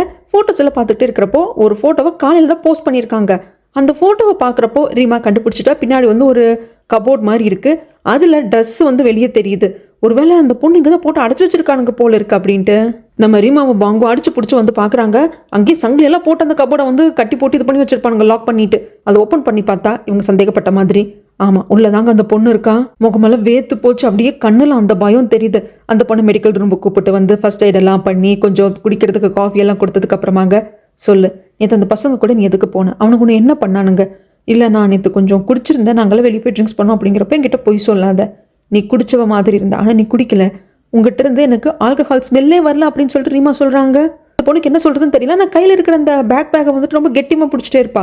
அதை பிடிங்க அதை கொட்டி பார்க்குறப்போ ஏதோ ஒரு டேப்லெட் வந்து கவருக்குள்ளே இருக்குங்க. அது வந்து தெரியுது. இது என்ன எதுன்னு கேட்குறதுக்கு, இது எனக்கு டாக்டர் ப்ரிஸ்கிரைப் பண்ணது விட்டமின் டேப்லெட் அப்படிங்கிற. அப்படியா சரி, நானும் ராத்திரி பகலுமா வந்துட்டு ஒர்க் பண்ணிட்டு இருக்கேன், எனக்கும் வந்துட்டு சத்து மாத்திரை தேவைப்படுது, விட்டமின் டேப்லெட்ஸ் தானே, நான் சாப்பிட்டேன் என்ன அப்படின்னு சொல்லிட்டு ரீமா அதை எடுத்து போட்டுக்கலான்னு போகிறப்போ அந்த பொண்ணு தடுத்து நிறுத்துறா. விட்டமின் டேப்லெட் தானே, யார் போட்டாலும் எதுவும் ஆகாது, என்னையே போட்டுக்க கூடாதுன்னு சொல்கிற, அப்போ இது என்ன மாத்திரை அப்படிங்கிறப்போ அந்த பொண்ணு அழுது ஒரு ஃப்ளாஷ்பேக்கை சொல்கிறா. இந்த பொண்ணு வந்து ஸ்கூலுக்கு ஃப்ரெண்ட்ஸ் கூட வந்துகிட்டே இருக்கிறப்போ இந்த பொண்ணு நல்லா படிக்கக்கூடிய பொண்ணு கூடங்க, அப்படியே மாடலிங் பண்ணணும் அப்படிங்கிற ஆசை இந்த பொண்ணுக்கு இருக்கும். கொஞ்சம் உடம்பு இழைச்சா நல்லா இருக்கும், அதுக்காக டயட் எல்லாம் இருக்க போறோம் அப்படின்னு சொல்லி பேசிட்டு வந்திருப்பா. அதனால இதுக்கப்புறமாக லஞ்ச் நம்ம சாப்பிட வேண்டாம்னு சொல்லிட்டு அந்த பொண்ணு முடிவு பண்ணியிருப்பா. மொத்த கிளாஸும் லஞ்ச் சாப்பிட போன சமயத்தில் இந்த பொண்ணு மட்டும் லஞ்ச் சாப்பிடாம ஏதோ உட்காந்து வரைஞ்சிட்டு இருந்திருப்பாளா. இந்த 4 பசங்கள ஒருத்தர் இருக்கான் இல்லைங்களா, வந்து கேட்குறான், என்ன இங்கே உட்காந்துட்டு இருக்க சாப்பிட போலி அப்படிங்கிறதுக்கு. இல்லை நான் கொஞ்சம் மாடலிங் எல்லாம் பண்ணலான் இருக்கேன், அதனால தான் கொஞ்சம் டயட் இருக்கலாம் அப்படின்னு சொல்லிட்டு மத்தியானம் வந்து சாப்பிட வேண்டாம்னு முடிவு பண்ணியிருக்கேன் அப்படிங்கிறப்போ, அப்படியா எதுக்கு நீ சாப்பிடாம இருந்து உடம்புக்கு எடுத்துக்கிட்டு இப்படி நீ வந்து இழைக்கணும், அதுக்கு வந்து ஈஸியான ஒரு மருந்து என்கிட்ட இருக்கு அப்படின்னு சொல்லிட்டு ஒரு மாத்திரையை கொடுத்துருப்பான். ஆரம்பத்தில் இந்த பொண்ணுக்கு இந்த மாத்திரையை எடுத்துக்கலாமா வேண்டாமா அப்படிங்கிற ஒரு குழப்பம் இருந்துகிட்டு தான் இருக்கு. இந்த பையன் அந்த டேப்லெட்டை வந்து வாட்டர் கேனில் இருக்கிற தண்ணியில் போட்டு நல்லா குளிக்க வைக்கிறான். இப்படி குடி, இது வந்து உனக்கு ஸ்ட்ரென்த்தும் கொடுக்கும், அட் த சேம் டைம் உனக்கு வெயிட் லாஸ் ஆகுறதுக்கும் ஹெல்ப் பண்ணும் அப்படிங்கிறான்.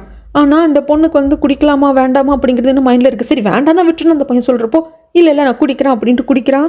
கொஞ்சம் இழைச்ச மாதிரியும் இருக்குது. அதே மாதிரி இன்ஸ்டாகிராமில் போஸ்ட் எல்லாம் போடுவான். அந்த வீடியோஸ் போஸ்ட்டுக்கெல்லாம் வந்து நல்ல ரெஸ்பான்ஸும் இருக்குது. வெயிட்டும் செக் பண்ணி பார்க்குறான், நல்லா வந்து இவன் நினச்ச மாதிரி வெயிட்டும் குறைஞ்சிருக்கு. இந்த பொண்ணுக்கு வந்து ரொம்ப ஹாப்பியாக இருக்குது. அந்த பையன்கிட்ட இருந்து எகேன் இந்த மாத்திரை வாங்க ஆரம்பிக்கிறான். ஆரம்பத்தில் ஒரு 3 மாத்திரை வரைக்கும் ஃப்ரீயாக தான் கொடுத்துருந்துருப்பான். அதுக்கப்புறமாக சும்மா ஃப்ரீயால் கொடுக்க முடியாது, காசு கொடுக்கணும். ஒரு மாத்திரை 10,000 அப்படின்னு சொல்லுவான். அதுவே அந்த பொண்ணுக்கு ஷாக்கு தான். எப்படியும் அந்த 10,000 பணத்தை கொடுத்துட்டு மாத்திரை வாங்கிக்கிறா. அதுக்கப்புறம் இன்னொரு வாட்டி மாத்திரை வாங்கணும் அப்படிங்கிறதுக்காக மாத்திரை வாங்கிட்டு சரி அதே 10,000 தானே இருக்கும் அப்படின்ட்டு இந்தாங்க 10,000 அப்படின்னு சொல்லிட்டு இந்த பையன்கிட்ட கொடுக்குறப்போ இந்த வாட்டி 10,000 20,000 அப்படிங்கிற இந்த பொண்ணுக்கு என்ன பண்றதுன்னு தெரியல. ஏன்னா 10,000 ஜமாளிச்சு இந்த மாத்திரை வாங்குறது இந்த பொண்ணுக்கு கஷ்டம். 20,000 அப்படிங்கிறப்ப என்ன பண்றதுன்னு தெரியல. அதுக்கும் அந்த பையன் ஒரு ஐடியா வச்சிருக்கான். உங்ககிட்ட காசு இல்லைன்னா பிரச்சனை கிடையாது, இந்த மாத்திரையை நாங்கள் நிறைய பேர்கிட்ட சேல்ஸ் பண்ணணும், நீ எங்களுக்காக வித்து கொடுத்த அப்படின்னா அதுக்கு பதிலாக உனக்கு நாங்கள் ஃப்ரீயாக மாத்திரை கொடுக்குறோம் அப்படின்னு சொல்லிடுறாங்க. சரி இந்த பொண்ணு தான் மாட்டிருக்கான்னு பார்த்தா கிடையாதுங்க. இவங்க கிளாஸில் இருக்கிற நிறையா பசங்க கிட்ட மாட்டிருக்காங்க. இவங்க எல்லாருக்கிட்டையும் இந்த மாத்திரையை கொஞ்சம் கொஞ்சம் கொடுத்து அனுப்புவாங்க, நிறையா பேருக்கு போய் சேல்ஸ் பண்ணுவாங்கன்னு சொல்லிட்டு. சேல்ஸ் பண்ணிட்டு பணத்தோட வரணும், அந்த பணத்தை கொடுத்தா போதும் இவங்களுக்கு மட்டும் மாத்திரை ஃப்ரீயாக கொடுத்துருவாங்க. இப்போ நீங்களே கண்டுபிடிச்சிருப்பீங்க, இது ஒன்றும் சாதாரண வெயிட் லாஸ் பண்ணுற மாத்திரையோ விட்டமின் மாத்திரையோ கிடையாது, போதை மாத்திரை அப்படிங்கிறது நம்மளுக்கு இப்போ புரிஞ்சு போச்சு.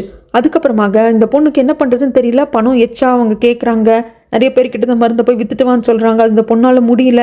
ஒரு ஸ்டேஜுக்கு மேலே இந்த பொண்ணுக்கு என்ன பண்ணுறதுன்னு தெரியல. யாரோட ஹெல்ப்பை கேட்கலாங்கிறப்போ யாருக்கிட்ட போய் ஹெல்ப் கேட்குறதுன்னு தெரியல. அப்போ தான் ஸ்கூலில் வந்து ரிப்போர்ட்டிங் பாக்ஸ்னு ஒன்று இருக்கும், அதில் இந்த பொண்ணு எழுதி போட்டுடுறா. அந்த வகையில் இந்த பசங்களை விசாரிக்கிறதுக்காக கூப்பிட்டு போகிறாங்க. அப்பாடா எப்படியோ இவனுங்க தொலைஞ்சிட்டானுங்க, நம்ம நிம்மதியாக இருக்கலாம்னு இந்த பொண்ணு நினைக்கிறா. ஆனால் இல்லைங்க, போன பக்கத்தில் அவனுக்கு திரும்பி வந்துடுறாங்க. வந்தவங்களுக்கு தெரியுது இந்த பொண்ணு தான் கம்ப்ளைண்ட் பண்ணியிருக்கா அப்படின்னு சொல்லிட்டு அந்த பொண்ணை வெளியே கூப்பிட்டு போய் அந்த பொண்ணுக்கு நிறைய ட்ரக்ஸை கொடுத்து அந்த பொண்ணை போட்டு டார்ச்சர் பண்ணிட்டு அடுத்த நாள் ஸ்கூலுக்கு வந்ததுக்கு அப்புறமாக கூட காலையில் இந்த பொண்ணை போட்டு அடிச்சு இந்த கபோர்டில் போட்டு அவங்க லாக் பண்ணி வச்சிருந்திருப்பாங்க. இதில் போட்டு கொடுத்ததுக்கான பனிஷ்மெண்ட்டை நீ அனுபவிக்கணும் அப்படின்னு சொல்லிட்டு போகிறதுக்கு முன்னாடி வாங்கடா ஒரு செல்ஃபி எடுத்துக்கலாம், ஒரு மெமரியாக இருந்துட்டு போகட்டும் அப்படின்னு சொல்லிட்டு எடுத்து போஸ்ட் பண்ணியிருப்பாங்க. அதில் தான் இவங்க பார்த்து இந்த பொண்ணு இங்கே இருக்கா அப்படின்னு கண்டுபிடிச்சிட்டு வந்திருக்காங்க. இது எல்லாத்தையும் நம்ம ரீமா கிட்ட அந்த பொண்ணு சொல்லிட்டு அவள் உடம்பெல்லாம் நடுங்குது, அலறா. இது பாரு நீ சொல்லு, நான் பார்த்துக்கிறேன் அப்படிங்கிறதுக்கு இல்லை, நான் எல்லாருக்கிட்டையும் ஹெல்ப் கேட்டுட்டேன், பிரின்சிபால்கிட்டையும் கம்ப்ளைண்ட் பண்ணிட்டேன், தனியாக கம்ப்ளைண்ட் பாக்ஸ்னு இருக்குது, அங்கேயும் கம்ப்ளைண்ட் பண்ணிட்டான்னு எல்லாமே வேஸ்ட்டு. கடைசியில் இவங்க திரும்பி வந்து எனக்கு தான் டார்ச்சராக இருக்குது, என்னால் முடியாது, ஏன்னா ஒன்ஸ் நான் தான் அவங்கள காட்டி கொடுக்குறேன் அப்படின்னு தெரிஞ்சதுக்கப்புறமாக அவங்க ரொம்ப வந்துட்டு என்கிட்ட கடுமையாக நடந்துக்கிறாங்க, என்னை போட்டு பயங்கரமாக அடிக்கிறாங்க, எனக்கு பயமாக இருக்குது. அப்படிங்கிறப்போ ஃபர்ஸ்ட் மாதிரி இல்லைம்மா, இப்போ அது வேற, நாங்கள் இருக்கோம், நாங்கள் பார்த்துக்குறோம் நம்ம அப்படின்னு அந்த பொண்ணுக்கு ரீமா நம்பிக்கை கொடுக்குறா. இந்த பக்கம் அந்த பசங்க கிட்ட பேப்பரில் கொடுத்துருப்பாங்க இல்லையா, நீங்கள் வந்து என்ன ஏதுன்னு சொல்லிட்டு உங்களுக்கு பிரச்சனை இருந்தால் எழுதுங்கன்னு சொல்லிட்டு கெட்ட வார்த்தை போட்டு எழுதியிருக்கானுங்க. அப்போ கூட நம்ம ஹீரோக்கு கோவம் வருது. பட் இருந்தாலும் பாருங்க பசங்களா, சீரியஸாக எதுவுமே பண்ண மாட்டீங்களா அப்படிங்கிறப்போ ரீமா அடிச்சு பிடிச்சி இவங்களை அடிக்கிற மாதிரி உள்ள வருவா. ரீமா நில்லு அப்படின்னு சொல்லி ஹீரோ கையை பிடிப்பாங்க. எதுக்கு இந்த பசங்களை அடிக்க போறா அப்படிங்கிறப்போ இதை பாருங்க, இது ஜஸ்ட் புல்லிங் கிடையாது.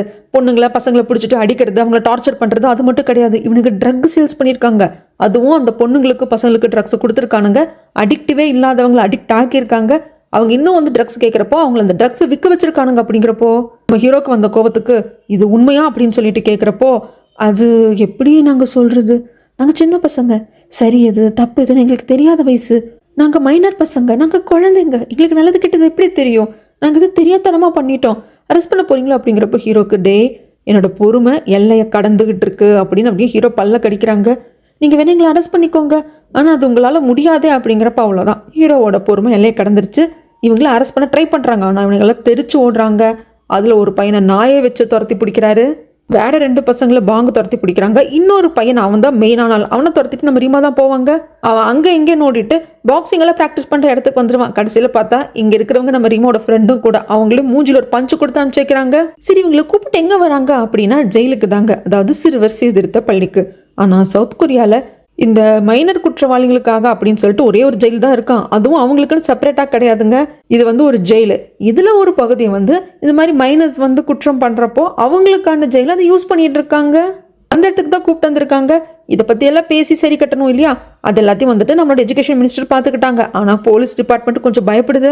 அதுக்கான ரீசன் என்னன்னா, இந்த 4 பசங்களை கூப்பிட்டு இந்த இடத்துக்கு வந்திருக்காங்க அப்படிங்கிறது அவங்க பேரண்ட்ஸ்க்கு கூட இன்ஃபார்ம் பண்ண கிடையாது. ஈவன் ஸ்கூலுக்கு இன்ஃபார்ம் பண்ணல, எங்கேயுமே இன்ஃபார்ம் பண்ணல. இது தப்பாயிடாது அப்படிங்கிறப்போ நான் எல்லாத்தையும் பார்த்துக்கிறேன் எஜுகேஷன் மினிஸ்டர் சொல்றாங்க. இந்த பசங்களை கூப்பிட்டு வர அது வரைக்கும் அவனுக்கு திமிர அடங்கவே இல்லைங்க, திமிராதான் வரானுங்க. அதுக்கப்புறம் சில ப்ரொசீஜர்லாம் இருக்கு இல்லைங்களா, செக் பண்றதெல்லாம் முடிச்சதுக்கு அப்புறமாங்க இவங்களுக்கு வந்து அப்படியே ட்ரிம் பண்ணி விடுறாங்க முடிய. அப்பவும் இவனுக்கு திமிர அடங்குச்சான்னு கேட்டிங்கன்னா கிடையாது, அப்பவும் ரொம்ப இதாக தான் வராங்க. அதுக்கப்புறம் நம்ம ஹீரோ அண்ட் டீம் வந்துட்டு அவங்க யூனிஃபார்ம் எல்லாம் மாட்டிக்கிட்டு இதுக்கப்புறமாக உங்களை கைதிகள் மாதிரி தான் நடத்த போகிறோம் அப்படிங்கிறாங்க. சரி கைதிகளுக்கான அந்த ரூமில் கொண்டு அடைக்கலாம் அப்படின்ட்டு போகிறப்போ மற்ற கைதிகள்லாம் இருக்காங்க இல்லைங்களா, அவங்கெல்லாம் டே புதுசாக வந்து மாட்டிக்கிட்டானுங்கடா அப்படி இப்படிங்கிறப்போ இந்த பையன் ஒருத்தர் இருப்பாங்க, அவனுக்கு பயமே கிடையாது, பார்த்தாலும் இந்த மிடில் ஃபிங்கர் காமிச்சிக்கிட்டே இருப்பான். ஆனால் கூட வர இன்னொரு பையனுக்கு புரிஞ்சு போச்சு சீரியஸான இஷ்யூ அப்படின்னு சொல்லிட்டு டே பேசாமடா அப்படின்னு கூப்பிட்டு வராங்க. செல்லுலையும் அடைக்கிறானுங்க. எங்களால் இங்கே இருக்க முடியாது, என்ன தைரியம் தான் நீங்கள் பாட்டு கொண்டு வருவீங்க அடைப்பீங்க, எங்கள் அம்மா அப்பாவுக்கு தெரிஞ்ச என்ன ஆகிறது தெரியுமா அப்படிங்கிறப்போ ரீமாவை மட்டும் அந்த செல்லுக்குள்ளே விட்டுட்டு நீ பார்த்துக்கோமா இவங்களை அப்படின்னு வெளியே வந்துடுவாங்க. பாங் கேட்பாங்க. சரி ரீமா ரொம்ப ஸ்ட்ராங்கான பொண்ணு தான், பட் என்னதான் இருந்தாலும் 4 பசங்க ரீமா எப்படி சமாளிப்பா அப்படிங்கிறப்போ ஆமாம் பாங் பாவமாக தான் இருக்குது, ரீமாவை நினச்சில அந்த பசங்களை நினச்சா அப்படிங்கிறப்போ 4 பேரையும் துவச்சி துவம்சம் பண்ணிடுறா ரீமா. அதுக்கப்புறம் உங்களுக்கு இங்கே நிறைய வேலை கொடுக்குறாங்க, காலையில் எத்தனை மணிக்கு பிரேக்ஃபாஸ்ட்டு, இவ்வளோ நேரம் எக்ஸசைஸ் பண்ணணும், இந்த ஒர்க்கெல்லாம் பண்ணணும் அப்படின்னு சொல்லிட்டு நிறைய ஒர்க்கு கொடுக்குறாங்க. அதுக்கப்புறம் லஞ்ச் சாப்பிட்றதுக்காக க்யூவில் நிற்கிறப்போ இந்த பேட்சில் நம்பர் இருக்கிற இடத்துல ரெட் கலரில் வந்து அந்த பேட்ச் இருந்தது அப்படின்னா அவங்க எல்லாருமே மர்டர் பண்ணிட்டு அதுக்கான தண்டனையை அனுபவிச்சுட்டு இருக்க கைதிகள் அப்படின்னு அர்த்தம். அந்த சமயத்தில் அவங்களால பார்க்குறப்ப இவங்களுக்கெல்லாம் கொஞ்சம் பயமாக தான் இருக்குது. நம்ம ஹீரோ இங்கே வந்து கொளுத்தி போடுறாங்க, நீங்கள்லாம் பெரிய ஆளுங்க, இவங்களாம் சின்ன பசங்க, மைனர் கிரிமினல்ஸ், அதனால அவங்க ஃபர்ஸ்ட் சாப்பிட்டோம் அப்படின்னு சொல்கிறாங்க. ஏன்னா அதனால அவங்க இன்னும் வந்து ஒரு மாதிரி ட்ரிகர் ஆகுறாங்க. என்னது இவங்க சின்ன பசங்களா, குத்தம் பண்ணிட்டு உள்ளே வந்திருக்காங்க இல்லையா, அதுல என்ன சின்னவங்க பெரியவங்க அப்படின்னு சொல்லிட்டு அவங்களை ஒரு மாதிரி புள்ளி பண்ணுறாங்க. அந்த பசங்களுக்கு அப்படியே பயமாக இருக்கு, ஐயோ நம்ம மாட்டிக்கிட்டவங்க ஏதாவது பண்ணிடுவாங்களோ அப்படின்னு ரொம்ப பயமாக இருக்குது. அதுக்கப்புறமாக பாத்திர கழுவுற வேலையை 4 பேருக்கு கொடுக்குறாங்க. அவனுங்களுக்கு பண்ணுறதுக்கு மைண்டே வர்றது கிடையாது, பிடிக்கிறதும் கிடையாது. இந்தாங்க பிளேட்ஸ், இதாங்க பாத்திரம், இதெல்லாம் இப்படி கழுவணும் அப்படின்னு சொல்லிட்டு ஒருத்தர் வந்து சொல்லிட்டு போவார். இவரும் கைதி தாங்க. கொஞ்சம் பாத்திரம் இருக்குன்னு எடுக்கிறதுக்காக அவர் போகிறப்போ இந்த பசங்க யாருக்கும் வந்து பாத்திரம் கழுவுற ஐடியா இல்லை, எங்கள் அப்பாவுக்கு மட்டும் தெரிஞ்சதுன்னா அப்படின்னு சொல்லிட்டு அவன் கோவமாக இருக்கான். போன பர்சன் திரும்பி வந்து இன்னுமா நீங்கள் கழுவ ஸ்டார்ட் பண்ணலாம் அப்படிங்கிறப்போ இந்த பையனுக்கு அந்த கோபத்தில் அந்த ஆளை போட்டு பயங்கரமாக அடிச்சிருவான், தண்ணி தொட்டியில் தள்ளி விட்டு பயங்கரமாக அடிச்சிருவான். நம்ம ஹீரோ அவங்க டீமுக்கெல்லாம் தெரிஞ்சதும் வந்து என்ன எதுன்னு கேட்கறதுக்கு, சார் நான் தெரியத்தனமாக தொட்டியில் விழுந்துட்டேன், இந்த பையன் தான் சார் என்னை காப்பாற்றுனாங்க அப்படிங்கிறப்ப என்னடா நம்மளை மாட்டி விடாமல் இருக்கானே அப்படின்ட்டு அந்த பையனுக்கு கொஞ்சம் டவுட்டாக தான் இருக்குது. அதுக்கப்புறம் எல்லா ஒர்க்கையும் முடிச்சுட்டு செல்லுக்கு இங்கே 4 பேர் ரிட்டர்ன் ஆகிறப்போ ஹீரோ சொல்கிறாங்க, இதை பார்ப்பா இங்கே இருக்கிறவங்க எல்லாரும் மைனஸ் கிடையாது, இது வந்து பெரியவங்க தப்பு பண்ணால் அவங்கள எந்த ஜெயிலில் போடுவாங்களோ அதுக்கேற்ற மாதிரியான சிறை, பட் நீங்கள் வந்து சிறுவர் சீர்திருத்த பள்ளியை இதில் ஒரு போர்ஷனாக தான் நாங்கள் வச்சுருக்கோம். ஆனால் மேக்ஸிமம் நீங்கள் எல்லா கைதியோடும் சேர்ந்து இருக்கிற மாதிரி தான் இருக்கும், நீங்கள் யார்கிட்ட வேணா பிரச்சனை பண்ணுங்க பரவாயில்ல, பட் நீங்கள் இதுக்கு முன்னாடி இந்த பாத்திரம் கழுவுற இடத்துல தொட்டியில் நீ ஒரு பையனை போட்டு அடிச்சிருக்க எனக்கு நல்லா தெரியுது, ஆனால் அந்த பையன் வந்து நீ அடிக்கலை, அவன் தவறி விழுந்துட்டா நீ காப்பாற்றின அப்படின்னு அவன் சொன்னான். அது உண்மையாக போயாங்கிறது எனக்கு தெரியாது, ஆனால் அவங்ககிட்ட மட்டும் வச்சுக்காதீங்க அப்படிங்கிறாங்க. அதில் ஒருத்தன் கேட்பான், ஏன் அவங்ககிட்ட மட்டும் வச்சுக்காதீங்கன்னு சொல்கிறதுக்கான காரணம் என்ன அப்படிங்கிறப்போ, ஏன் அந்த கேஸை நீ படிச்சது இல்லையா அப்படின்னு சொல்லிட்டு அந்த பையன் யார் என்னங்கிறத நம்ம ஹீரோ சொல்கிறாங்க. ஆக்சுவலாக அந்த தண்ணி தொட்டியில் வந்து இவங்க தள்ளி அடித்த அந்த பையனும் மைனர் தாங்க. ஹைஸ்கூலில் படிச்சுட்டு இருந்த சமயத்தில் இவனை நிறையா பசங்க கிளாஸில் வந்து போட்டு பயங்கரமாக புள்ளி பண்ணியிருப்பாங்க. பொறுத்து பார்த்துருப்பான், முடிஞ்சிருக்காது. கடைசியில் என்ன பண்ணியிருப்பான்னா, சிசர் எடுத்துகிட்டு வந்து அதை கையை நழுவிடக்கூடாது அப்படின்னு சொல்லிட்டு கையோட சேர்த்து அதை கட்டிக்கிட்டு தன்னை யாரெல்லாம் புள்ளி பண்ணாங்களோ அவங்க எல்லாரும் இந்த சிசரை வச்சு குத்தி கொண்டிருப்பான். அதுவும் கிளாஸ் ரூம்லேயே கொடூரமாக கொண்டிருப்பான். இதை நம்ம ஹீரோ சொல்லி முடிக்க இந்த 4 பசங்களை ஒருத்தன் நான் இந்த கேஸை நான் படிச்சிருக்கேன், நான் கேள்விப்பட்டிருக்கேன் அப்படின்னு சொல்லிட்டு பயப்படுறான். எப்போவுமே திமிரா இருக்கிற அந்த பையனுக்கும் பயம் வருது. என்னடா இது, நம்ம தேவையில்லாமல் அவங்ககிட்ட வம்ப வச்சுக்கிட்டோமோன்னு தோணுது. அடுத்த நாள் எகெயின் பாத்திரமெல்லாம் கழுவுறப்போ அதே பர்சன் வராங்க. அவங்க தான் பாத்திரமெல்லாம் எடுத்து வைக்கிறாங்க. அப்போ தான் இந்த பையன் நல்லா நோட்டீஸ் பண்ணுறான். அந்த பர்சன் வந்து இங்கே ஒர்க் பண்ணுறப்போ மேலே யூனிஃபார்முக்கு மேலே ஒரு கோட் போட்டிருப்பாங்க. அந்த கோட் லைட்டாக விளக்குற பார்க்குறப்ப தான் தெரியுது அந்த ரெட் கலரில் இருக்க அந்த நம்பர் பேட்ச் மர்டர் பண்ண குற்றவாளிகள் இங்கே தண்டனை அனுபவிக்கிறவங்களுக்கு தான் ரெட் கலர் பேட்ச் கொடுப்பாங்க. அப்படியே இவனுக்கு வந்து திக்குங்குது, நம்ம தேவையில்லாம இவங்ககிட்ட பகச்சிட்டோமோன்னு சொல்லிட்டு அந்த பையன் வந்துட்டு அந்த பாத்திரமெல்லாம் கொடுத்துட்டு போகிறப்போ ஒரே ஒரு ஸ்பூனை மட்டும் அழுங்காப்பில் எடுத்துகிட்டு போவான். அது இந்த முரட்டு பையன் பார்த்துருவான். ஒரு ஸ்பூன் காணும் அப்படின்னதும் கண்டுபிடிச்சிடுறாங்க. ஏன்னா ஜெயிலில் வந்துட்டு ஒரு ஸ்பூனு கூட ஆயுதமாக மாற்ற முடியும் இல்லையா? ஸோ அதனால் இதை பாருங்கள், ஒரு ஸ்பூன் காணும், அது ஆயுதமாக மாறுறதுக்கு சான்ஸ் இருக்குது. ஸோ நாங்கள் எல்லாரும் செக் பண்ண போகிறோம், செல்லையும் செக் பண்ண போகிறோம், உங்களையும் பர்சனலாக செக் பண்ண போகிறோம். எல்லாரும் வந்துட்டு 2 கையும் வந்துட்டு தலைக்கு பண்ணி வச்சுக்கோங்க அப்படிங்கிறாங்க. கார்டு ஒவ்வொருத்தங்கள செக் பண்ணிட்டு வந்துட்டு இருக்கிறப்போ அந்த பையனை தாண்டி வருவாங்க. அதாவது அந்த மர்டர் பண்ண பையனை தாண்டி இந்த பையன் கத்துவான், ஐயோ இல்லை அவங்ககிட்ட தான் இருக்குது, நான் பார்த்தேன், விலைக்கழுவுற இடத்துல வந்துட்டு அவன் தான் ஸ்பூன் எடுத்து வச்சா நான் பார்த்தேன் அப்படிங்கிறப்ப செக் பண்ணி பார்க்குறாங்க, ஸ்பூன் இல்லை. இவனுக்குன்னா திக்குங்குது, ஐயோ என்னடா இது, அவன் தான் எடுத்தான்னு பார்த்து இப்போ இல்லைங்கிறாங்களே அப்படின்னு சொல்லிட்டு ஃபுல்லாக செக் பண்ணுறாங்க. கடைசியில் போங்கன்னு சொல்லிடுவாங்க. ஏன்னா யாருக்கிட்டையுமே ஸ்பூன் இல்லை. அந்த மர்டர் பண்ணான் இல்லைங்களா, அந்த பையன்கிட்ட தான் ஸ்பூன் இருந்திருக்கு. அதை அவன் அப்படியே வேற இடத்துல வச்சிருப்பான். அதை அழுங்காமல் எடுத்துகிட்டு போகிறான். அந்த ஸ்பூனோட அந்த கைப்பிடிக்கிற பக்கம் இருக்குது இல்லைங்களா, அதை நல்லா வந்துட்டு ஷார்ப் பண்ணி வச்சிருக்கான். அதை இந்த பையனும் பார்த்துட்டு இவனுக்கு திக்குங்குது. எல்லாரும் செல்லுக்கு போங்கன்னு சொல்லிட்டாங்க. ஆனால் அந்த பையன் இந்த ஸ்பூனை எடுத்துகிட்டு வந்து இவனை அப்படியே குத்துற மாதிரி வந்துடுவான் கண்ணுக்கிட்ட. இவனுக்கு அப்படியே பயந்து போய் அலறி துடிச்சு போவான். என்னடா என்னையா மாட்டி விடுற, என்னமோ சும்மா என்ன சீண்டி பார்த்தேன், உன்னை எதுக்கு தெரியுமா காட்டி கொடுக்காம காப்பாத்துனேன், நானே உன்னை வச்சு செய்கிறதுக்கு தான். இதை பாரு, நான் 4 மர்டர் பண்ணியிருக்கேன், இன்னொன்று பண்ணால் ஒன்றும் பிரச்சனை கிடையாது, அதுக்கு சேர்த்து தண்டனை அனுபவிச்சுட்டு போகிறேன் அப்படின்னு சொல்லிட்டு அப்படியே அந்த கண்ணோட கண் பார்த்து அந்த மிரட்டலோட சொல்கிறப்ப இந்த பையன் அப்படியே ஆடி போயிடுவான். அதுக்கப்புறம் கால்ஸ் எல்லாம் வந்து எப்படியும் அந்த பையனை பிடிச்சி இழுத்துட்டு போயிடுவாங்க. ஆனால் பயந்து போன இவன் பேண்ட்லேயே சுச்சு போயிடுவான். நம்ம ஹீரோட டீமே பார்க்குறாங்க. அதுக்கப்புறமாக இந்த பசங்களை காணும் அப்படிங்கிறப்போ பேரண்ட்ஸ் எல்லாம் வந்துட்டு கம்ப்ளைண்ட் பண்ணுறாங்க, வெளியே வந்துட்டு ப்ராட்டஸ்ட் பண்ணுறாங்க. யார் நம்ம எஜுகேஷன் மினிஸ்டர் ஆஃபீஸ்க்கு முன்னாடி தான் என்ன ஸ்கூலுக்கு போய் கேட்டப்போ அவங்களுக்கும் தெரியல. ஆனால் கடைசியாக இஆர்பி டீம் தான் வந்தது அப்படிங்கிறாங்க. நம்ம பசங்க இவங்க தான் எங்கே கூப்பிட்டு போயிருப்பாங்க அப்படின்னு சொல்கிறப்போ எஜுகேஷன் மினிஸ்டர் கூப்பிட்டு இதை பாருங்க, உங்கள் பசங்களை தானே பார்க்கணும், இந்த டைமுக்கு இந்த இடத்துக்கு வாங்க அப்படின்னு சொல்லி கூப்பிட்டு போகிறாங்க. அங்கே உங்கள் பேரண்ட்ஸ் எல்லாம் வந்ததும் 4 பசங்களும் வந்து நிற்கிறாங்க. ஐயோ கண்ணா ராஜா, என்னடா என் பசங்க இப்படி பண்ணி வச்சிருக்கீங்க அப்படின்னு சொல்கிற சமயத்தில் இதை பாருங்க, ஃபர்ஸ்ட் அமைதியாக உட்காருங்க, உங்கள் பசங்க என்ன தப்பு பண்ணியிருக்காங்க தெரியுமா, இது என்ன தெரியுமா, இந்த பில்ஸ் விற்றுருக்காங்க அப்படிங்கிறப்போ இது வந்து ட்ரக் அப்படிங்கிற சமயத்தில் அந்த பையன் சொல்கிறான், அம்மா இல்லைம்மா எனக்கு அதெல்லாம் தெரியாதுமா, அது வந்து டயட் பில்ஸ்மா, அதனால தான்மா நான் வந்து அதை எல்லாருக்கும் கொடுத்தேன் அப்படிங்கிறப்போ என் பையன் தான் சொல்கிறான்ல, ஏன் தேவையெல்லாம் போய் சொல்கிறீங்க அப்படிங்கிறப்போ நம்ம ஹீரோக்கு கோவம் வந்துடுது. அந்த மொத்த மாத்திரை எடுத்துகிட்டு போய்ட்டு அந்த பையன் வயலே போட்டு விட்டுடுறாரு. அந்த பையன் துடிக்கிறான், துள்ளுறான், அம்மா சீக்கிரம் ஆம்புலன்ஸுக்கு கால் பண்ணுமா, நான் செத்து போயிடுவாமா, இது ட்ரக்குமா அப்படிங்கிறான். அவ்வளோதான், அந்த அம்மாவுக்கு வந்து ஒரு மாதிரி என்ன பேசுறது என்ன பண்ணுறதுனே தெரியல. அதுக்கப்புறமாக எவிடன்ஸை கலெக்ட் பண்ணியிருப்பாங்க இல்லைங்களா, ஸ்டூடெண்ட்ஸ் அடித்தது கொண்டது, அண்ட் இந்த ட்ரக்கை வாங்கினதுக்காக அவங்க யார்கிட்டையெல்லாம் மெசேஜ் பண்ணியிருப்பாங்க, கால் பண்ணியிருப்பாங்க, எல்லாத்தையுமே வந்து ஹேக் பண்ணி நம்ம பாங்க எடுத்துட்டாரு. அது மட்டும் இல்லாமல் இவங்க கூட படிக்கிற ஸ்டூடெண்ட்ஸே ட்ரக்ஸை வந்து சேல்ஸ் பண்ணவும் வச்சுருக்காங்க. அப்படி சேல்ஸ் பண்ணாதவங்களை என்ன டார்ச்சர் பண்ணாங்க அப்படிங்கிறதையும் காட்டுறாங்க. இது எல்லாத்தையும் இந்த கழுதைகளை பெற்றதுங்களும் பார்க்குது. எல்லாம் பார்த்ததுக்கு அப்புறமாக கூட ஏதோ சின்ன வயசு அறியா பிள்ளைங்க தெரியாமல் பண்ணிட்டாங்க, மன்னிச்சு விட்டுருங்களேன், இவங்க பண்ண குத்தத்தை வந்து நீங்கள் தண்டனையாக கொடுத்தீங்க அப்படின்னா இவங்க ஃப்யூச்சரே போயிடும் இல்லையா, அது நீங்கள் கருத்தில் எடுத்துக்கலாம் இல்லையா, சின்ன பசங்க குழந்தைங்க அப்படிங்கிறப்போ அப்படியே வருது பாருங்க எஜுகேஷன் மினிஸ்டருக்கு கோவம். என்ன குழந்தைங்களா அப்படிங்கிறாங்க, சார் நம்ம வந்து ஏதாவது செட்டில்மெண்ட் போய்க்கலாம் அப்படின்னும் பேரண்ட்ஸ் பேசுகிறாங்க. கத்துன்னு கத்தி விட்டுருவாரு. கூட படிக்கிற பசங்க பொண்ணுங்களுக்கும் உங்கள் பசங்க ட்ரக்ஸ் கொடுத்துருக்காங்க, அவங்கள சேல்ஸ் பண்ண வச்சுருக்கானுங்க, இவனுங்களை விட்டோம் அப்படின்னா நாடு கெட்டு குட்டிச்சவராக போயிடும், இவனுக்கு 4 பேர் அடைச்சி வைக்கிறதுனால இந்த ஸ்கூலே நிம்மதியாக ரன் ஆகணும், அதை நான் பண்ணியே தீர்வேன் அப்படின்ட்டு எஜுகேஷன் மினிஸ்டர் ரொம்ப ஸ்ட்ராங்காக சொல்லிடுவாங்க. பேரண்ட்ஸ் எல்லாம் வந்துட்டு மண்டி போடுங்கடா, மண்டி போடுங்க, மன்னிப்பு கேளுங்க அப்படிங்கிறப்போ சார் மன்னிச்சிருங்க அப்படிங்கிறாங்க. எஜுகேஷன் மினிஸ்டர் ஒன்றும் சொல்கிறது இல்லை, கல் மாதிரி உட்காந்துக்கிறாங்க.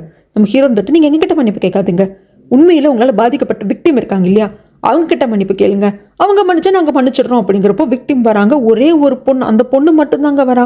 ஏன்னா இந்த பொண்ணு மட்டும் தான் தைரியமாக சொல்லியிருக்கா. இவங்க கிளாஸ்ல மற்ற பொண்ணு பசங்களும் பாதிக்கப்பட்டிருந்தாலும் அவங்க வந்து தைரியமாக சொல்ல, இந்த பொண்ணு தான் சொல்லியிருக்கா.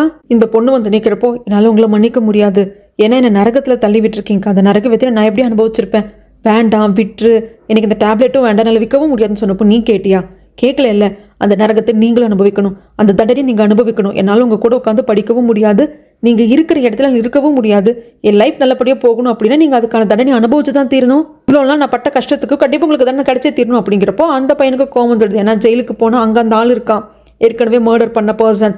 ஐயோ நம்மளையும் கொண்டுடுவானோ, ஆல்ரெடி அவங்ககிட்ட பகச்சு வர வச்சிருக்கோம் அப்படிங்கிற அந்த பயமும் வருது. எல்லாம் மாட்டிக்கிட்டோம், லைஃபே போயிடுச்சுன்னு தெரிய வருது. பட் ஸ்டில் இந்த பாரு, சும்மா ஓவராக பேசாத. நான் எவ்வளோ தப்பு பண்ணாலும் நான் இன்னும் மைனர் தான். நான் ஒரு மர்டரே பண்ணால் கூட நான் மைனர் தான். அதுக்கான தண்டனை தான் எனக்கு கிடைக்கும். இந்த தண்டனை அனுபவிக்கிறேன் அப்படின்னா உன்னை கொன்னுட்டு அதையும் நான் அனுபவிச்சுக்கிறேன்டி அப்படின்னு சொல்லிட்டு இந்த பொண்ணை போட்டு கொல்லாம் அப்படின்னு சொல்லிட்டு வர்ற சமயத்தில் இடையில நம்ம ரீமா வந்து அந்த பையனை அசால்ட்டாக அடிச்சு வீசிடுவாங்க. அவ்வளோதான், எஜுகேஷன் மினிஸ்டருக்கு கோவம் வந்துடுச்சு. இதுக்கு மேலே இங்கே பேச்சுவார்த்தையே கிடையாது. இந்த பசங்களை ஜெயிலுக்கு கூப்பிட்டு போங்க. அதுக்கப்புறம் பேரண்ட்ஸ் உங்கள் பசங்களை வெளியே எடுக்கணும், கேஸ்னா போய்க்கோங்க போட்டுக்கோங்க அப்படின்னு சொல்லிட்டு எல்லாரும் இங்கிருந்து போயிடுவாங்க. இன்னும் அந்த பொண்ணுக்கு அந்த நடுக்கம் நிற்காது. ரிமாக்கு புரியுது. அந்த பொண்ணை ஆதரவாக ஹக் பண்ணிப்பாங்க. ஏன்னா இப்படி ஒரு புள்ளியை வந்துட்டு ரிமாவும் ஃபேஸ் பண்ணியிருக்கா இல்லையா? அதனால இந்த பொண்ணோட மனநிலைமை ரிமாக்கு நல்லா புரியுது. அதுக்கப்புறமாக இவங்களை ஜெயிலில் கொண்டு வந்து அடைக்கிறப்போ இந்த மர்டர் பண்ணா இல்லைங்களா, அதுக்கான தண்டனை அனுபவிக்கிற பையன் அப்படியே சிரிச்சுட்டு நிற்பான். இந்த பசங்களுக்கெல்லாம் அல்லு இருக்காது, பயந்து தான் உள்ளே போவாங்க. இவங்களை பார்த்து பயங்கரமாக சிரிப்பான். செல்லுக்குள்ளே போனதுக்கு அப்புறமாக இந்த 4 பசங்களாம் அந்த ஃபர்ஸ்ட்டாக இருக்கிறவன் கேட்பான், நாங்கள் இன்னும் எவ்வளோ நாள் இங்கே இருக்கணும் அப்படிங்கிறப்போ, நாளா உங்களுக்கு 18 வயசு ஆகிற வரைக்கும் நீங்கள் இந்த சிறையில் தான் இருக்கணும். அதாவது இது வந்து மைனர்ஸ்க்கான சிறை தனி செக்ஷனில் இருக்குது, அங்கே தான் நீங்கள் இருக்கணும். ஆனால் 18 வயசு ஆனதுக்கு அப்புறமாக தான் ஆக்சுவலான தண்டனையே ஸ்டார்ட் ஆகும். வேறு ஜெயிலுக்கு போவாங்க. அதாவது ஒரு அடல்ட் தப்பு பண்ணால் எந்த ஜெயிலில் போடுவாங்களோ அந்த மாதிரி நார்மலான ஜெயிலுக்கு கொண்டு போவாங்க. அங்கே தான் உங்களுக்கு தண்டனையே ஸ்டார்ட் ஆகும். அது வரைக்கும் நீங்கள் இங்கே மைனர்ஸ் பிரிசனில் தான் இருக்க போறீங்க. தயாராகிக்கோங்க, என்ன பண்ணீங்களோ அது உங்களுக்கு திரும்பி வரப்போகுது, அதை எதிர்கொள்ள தயாரா இருங்க அப்படின்னு சொல்லிட்டு இவர் கதவை சாத்திருப்போம். அந்த பையனுக்கு எப்படி இருக்கும்னா, அந்த பொண்ணு அந்த கபோர்டில் அடிச்சு சாத்திருப்பான் இல்லைங்களா, அதே மாதிரி இருக்கும். அந்த பொண்ணு நின்று இந்த செல்லோட கதவை சாத்துற மாதிரி இருக்கும். அதுக்கப்புறமாக இங்க இருக்கிற சில சிறை கைதிகளுக்கு கோக் வந்து கேட்டிருந்திருப்பாங்க. அதை வந்து நம்ம ஹீரோ வாங்கி கொடுப்பாங்க. என்னன்னு பார்த்தா இவங்களை பயன்படுத்துறதுக்காக தான் இவங்களை வந்து நம்ம ஹீரோ யூஸ் பண்ணிட்டு இருந்திருப்பாங்க. ஏன்னா இவனுங்க மற்றவங்களுக்கு அந்த பயத்தை கொடுத்தாங்க இல்லையா, அந்த பயத்தை இவங்களுக்கு கொடுக்கணும், அடுத்தவங்க எப்படி சஃபர் ஆனாங்க அப்படிங்கிறது இவங்க சஃபர் பண்ண வைக்கணும் அப்படிங்கிறதுக்காக தான் இவங்க கிட்ட ஜஸ்ட் அந்த பசங்களை வந்து பயமுறுத்துங்க அப்படின்னு சொல்லி இருந்திருப்பாங்க. அதை தவிர்த்து நிஜமாலுமே ஹர்ட் பண்ணக்கூடாதுன்னு சொல்லியிருப்பாங்க. அதுக்காக இவங்க கிட்ட நான் என்ன வேணும் உங்களுக்கு அப்படின்னு கேட்டப்போ எல்லாரும் கோக் கேட்டிருப்பாங்க. ஈவன் தன்னை புள்ளி பண்ணவங்கள மர்டர் பண்ணிட்டு ஜெயிலுக்கு வந்தான் இல்லைங்களா, அந்த பையனும் கோக் தான் கேட்டிருப்பான். நம்ம ஹீரோ கொண்டு வந்து கொடுத்துட்டு, போதுமா உனக்கு, இதுதான் உனக்கு வேணுமா அப்படிங்கிறப்போ, சார் உனக்கு என்ன வேணும் நீங்கள் கேட்டப்போ எனக்கு இதுதான் சார் மைண்டில் வந்தது, வேறு எதுவும் மைண்டில் வரல. தேங்க்ஸ் சார் அப்படிங்கிறப்போ, நான் தான் உனக்கு தேங்க்ஸ் சொல்லணும், ஹெல்ப் பண்ணதுக்கு நன்றி அப்படிங்கிறப்போ, ஐயோ இல்லை, என்னை இந்த ஹெல்ப் பண்ண வச்சதுக்கு நான் தான் உங்களுக்கு நன்றி சொல்லணும். சார் இன்னொரு ஹெல்ப் நான் கேட்கட்டுமா? நான் வந்து என்னை புள்ளி பண்ணப்போ எனக்கான அந்த கஷ்டத்தை நான் அனுபவிச்சப்போ இந்த மாதிரி இஆர்பி டீம் எல்லாம் அப்போ இல்லை, இருந்திருந்தா நான் உங்களை மர்டர் பண்ணியிருந்திருக்க மாட்டேன், நானும் நல்லா படிச்சிருந்திருப்பேன், எனக்கும் நியாயம் கிடச்சிருந்திருக்கும். ஆனால் இப்போ இஆர்பி டீம் இருக்குது, யாரும் என்ன மாதிரி மாறிடக்கூடாது சார், அதை நீங்கள் பார்த்துக்குவீங்கல்ல, ஹெல்ப் எனக்கு பண்ணுவீங்கல்ல அப்படிங்கிறப்ப இந்த பையனுக்கும் கண்ணு கலங்கிரும். நம்ம ஹீரோக்கும் ரொம்ப கஷ்டமாக போயிடும். ஆனாலும் வாக்கு கொடுக்குறாரு, கவலைப்படாத, யாருக்கும் நிலமை வர்றதுக்கு நான் விட மாட்டேன், தைரியமாரு அப்படிங்கிறாங்க. அது போதும் சார், எனக்கான நியாயம் எங்கே கேட்டும் கிடைக்கல அப்படிங்கிறப்போ அவங்களெல்லாம் கொண்டு அந்த நியாயத்தை எனக்கு நானே கொடுத்துக்கிறேன் அப்படின்னு சொல்லிட்டு ஒரு நிமிஷத்தில் நான் பண்ண முட்டாள்தனத்தில் இங்கே வந்து நிற்கிறேன் அப்படிங்கிறப்ப நம்ம ஹீரோக்கு இன்னும் கஷ்டமாக இருக்கேன். இந்த பையன் எந்த தப்பும் பண்ணல, இவனை புள்ளி பண்ணவங்கள கொன்னது வந்து தப்பு தான், பட் இவனை அந்த அளவுக்கு கொண்டு போய் டார்ச்சர் பண்ணியிருக்காங்க. பெரியவங்களும் ஹெல்ப் பண்ணல, பெற்றவங்களும் ஹெல்ப் பண்ணல, ஸ்கூலும் வந்து என்ன ஏதுன்னு கண்டுக்கல. சில வாழ்வா சாவா அப்படிங்கிற ஒரு ஸ்டேஜுக்கு அவன் வந்திருக்கான். ஒன்னா இவன் உயிரை எடுத்துக்கணும், இல்லை அவனுங்களை கொல்லணும். இந்த பையன் ஏதாவது சூசைட் பண்ணி இறந்து போயிட்டான் அப்படின்னா இவனை தவிர்த்ததுக்கு அப்புறமாக, அதை இறந்ததுக்கு அப்புறமாக மற்ற பசங்களை போட்டு அவனுக்கு புள்ளி பண்ண போறானுங்க. அதனால தான் இவன் வந்து அந்த வன்முறையை கையில் எடுத்திருப்பான். அதனால கடைசியில் இப்போ ஜெயிலில் வந்து நிற்கிறான். இந்த ஜெயிலுக்கு வந்தப்போ அவன் மைனர் கைதியாக தான் வந்திருப்பாங்க. எனக்கு 18 வயசு ஆனதுக்கு அப்புறமாக இப்போதான் உண்மையான தண்டனை அனுபவிச்சுக்கிட்டு இருக்கான். இப்படி பேசிக்கிட்டே இருக்கிற சமயத்தில் இந்த பக்கம் அந்த 4 பசங்க உட்காந்துருக்காங்க. அதில் ஒருத்தனை அவன் தான் முக்கியமானவன். ஆரம்பத்தில் இருந்து பயங்கர திமிரா இருந்தவன் வந்தான். அவனை வந்து ஒரு கைதி கூப்பிடுறாங்க, இங்கே வா அப்படின்னு சொல்லிட்டு. ஆமாம், நீ இந்த ஸ்கூலில் ட்ரக் எல்லாம் விற்றதாக தானே பிரச்சனையில் உள்ளே வந்திருக்க, பிஎஸ் கேங்கை பற்றி தெரியுமா அப்படிங்கிறப்போ, தெரியும் பாஸ், எனக்கு நல்லா தெரியும், கவலைப்படாதீங்க, நான் யாருக்கிட்டையும் சொல்ல மாட்டேன் அப்படின்னு சொல்லிட்டு இந்த பையன் சொல்லுவான். அவன் இருந்துட்டு, அப்படியெல்லாம் விட முடியாதுப்பா, இவங்க அடிச்சு கேட்டால் நீ உண்மையை சொல்லிடுவேன், அதனால் வேற வழியே இல்லை அப்படின்னு சொல்லிட்டு அவனை மர்டர் பண்ணலாம் அப்படின்னு சொல்லிட்டு வர்றப்போ அப்போதான் நம்ம ஹீரோ பார்க்குறாரு. ஐயோ என்ன ஏதுன்னு ஓடி வர்றதுக்குள்ள இவன் குத்திட்டான். ஆனால் அந்த பையன் மேலே இல்லை, குறுக்கால வேற ஒரு பையன் வந்து அப்படியே கையில் பிடிச்சிப்பான். அவன் கையில் தான் அதை அறுபட்டு ரத்தமாக கொட்டும். நம்ம ஹீரோ அப்படியே ஸ்டன்னாகி நிற்பாங்க. ஏன்னா இந்த பையன் வேற யாரும் இல்லைங்க, நம்ம ஹீரோயினை கத்தியால் குத்தி மர்டர் பண்ண அந்த சாவல் தான் இவன். இதை பார்த்துதான் நம்ம ஹீரோ அப்படியே ஸ்டன்னாகி நிற்பாரு. இந்த பக்கம் ப்ரெஸ் மீட் எல்லாம் கொடுத்துட்டு இருக்காங்க. நம்ம எஜுகேஷன் மினிஸ்டர் இந்த மாதிரி ட்ரக் எல்லாம் வந்துட்டு ஸ்கூலுக்குள்ளே எப்படி அலோவ் பண்ணுறாங்க, எப்படி டீச்சர்ஸுக்கு தெரியாமல் இருக்குது, பிரின்ஸிபாலுக்கு தெரியாமல் இருக்குது, அப்போ வெளியே இருக்கிற கேங்குக்கும் அந்த ஸ்டூடெண்ட்ஸ் இருக்காங்க ட்ரக் விற்கிறவங்க இவங்களுக்கு எப்படி தொடர்பு இருக்குது அப்படிங்கிறதெல்லாம் கண்டுபிடிக்க போகிறது, நெட்வொர்க்கே அழிக்க போகிறோம் அப்படின்னு சொல்லி ஸ்பீச் கொடுத்துட்டு இருப்பாங்க. இந்த பையனை பார்த்து நம்ம ஹீரோ ஸ்டன் ஆகி நிற்க எபிசோட் 6 இங்கே முடியுதுங்க.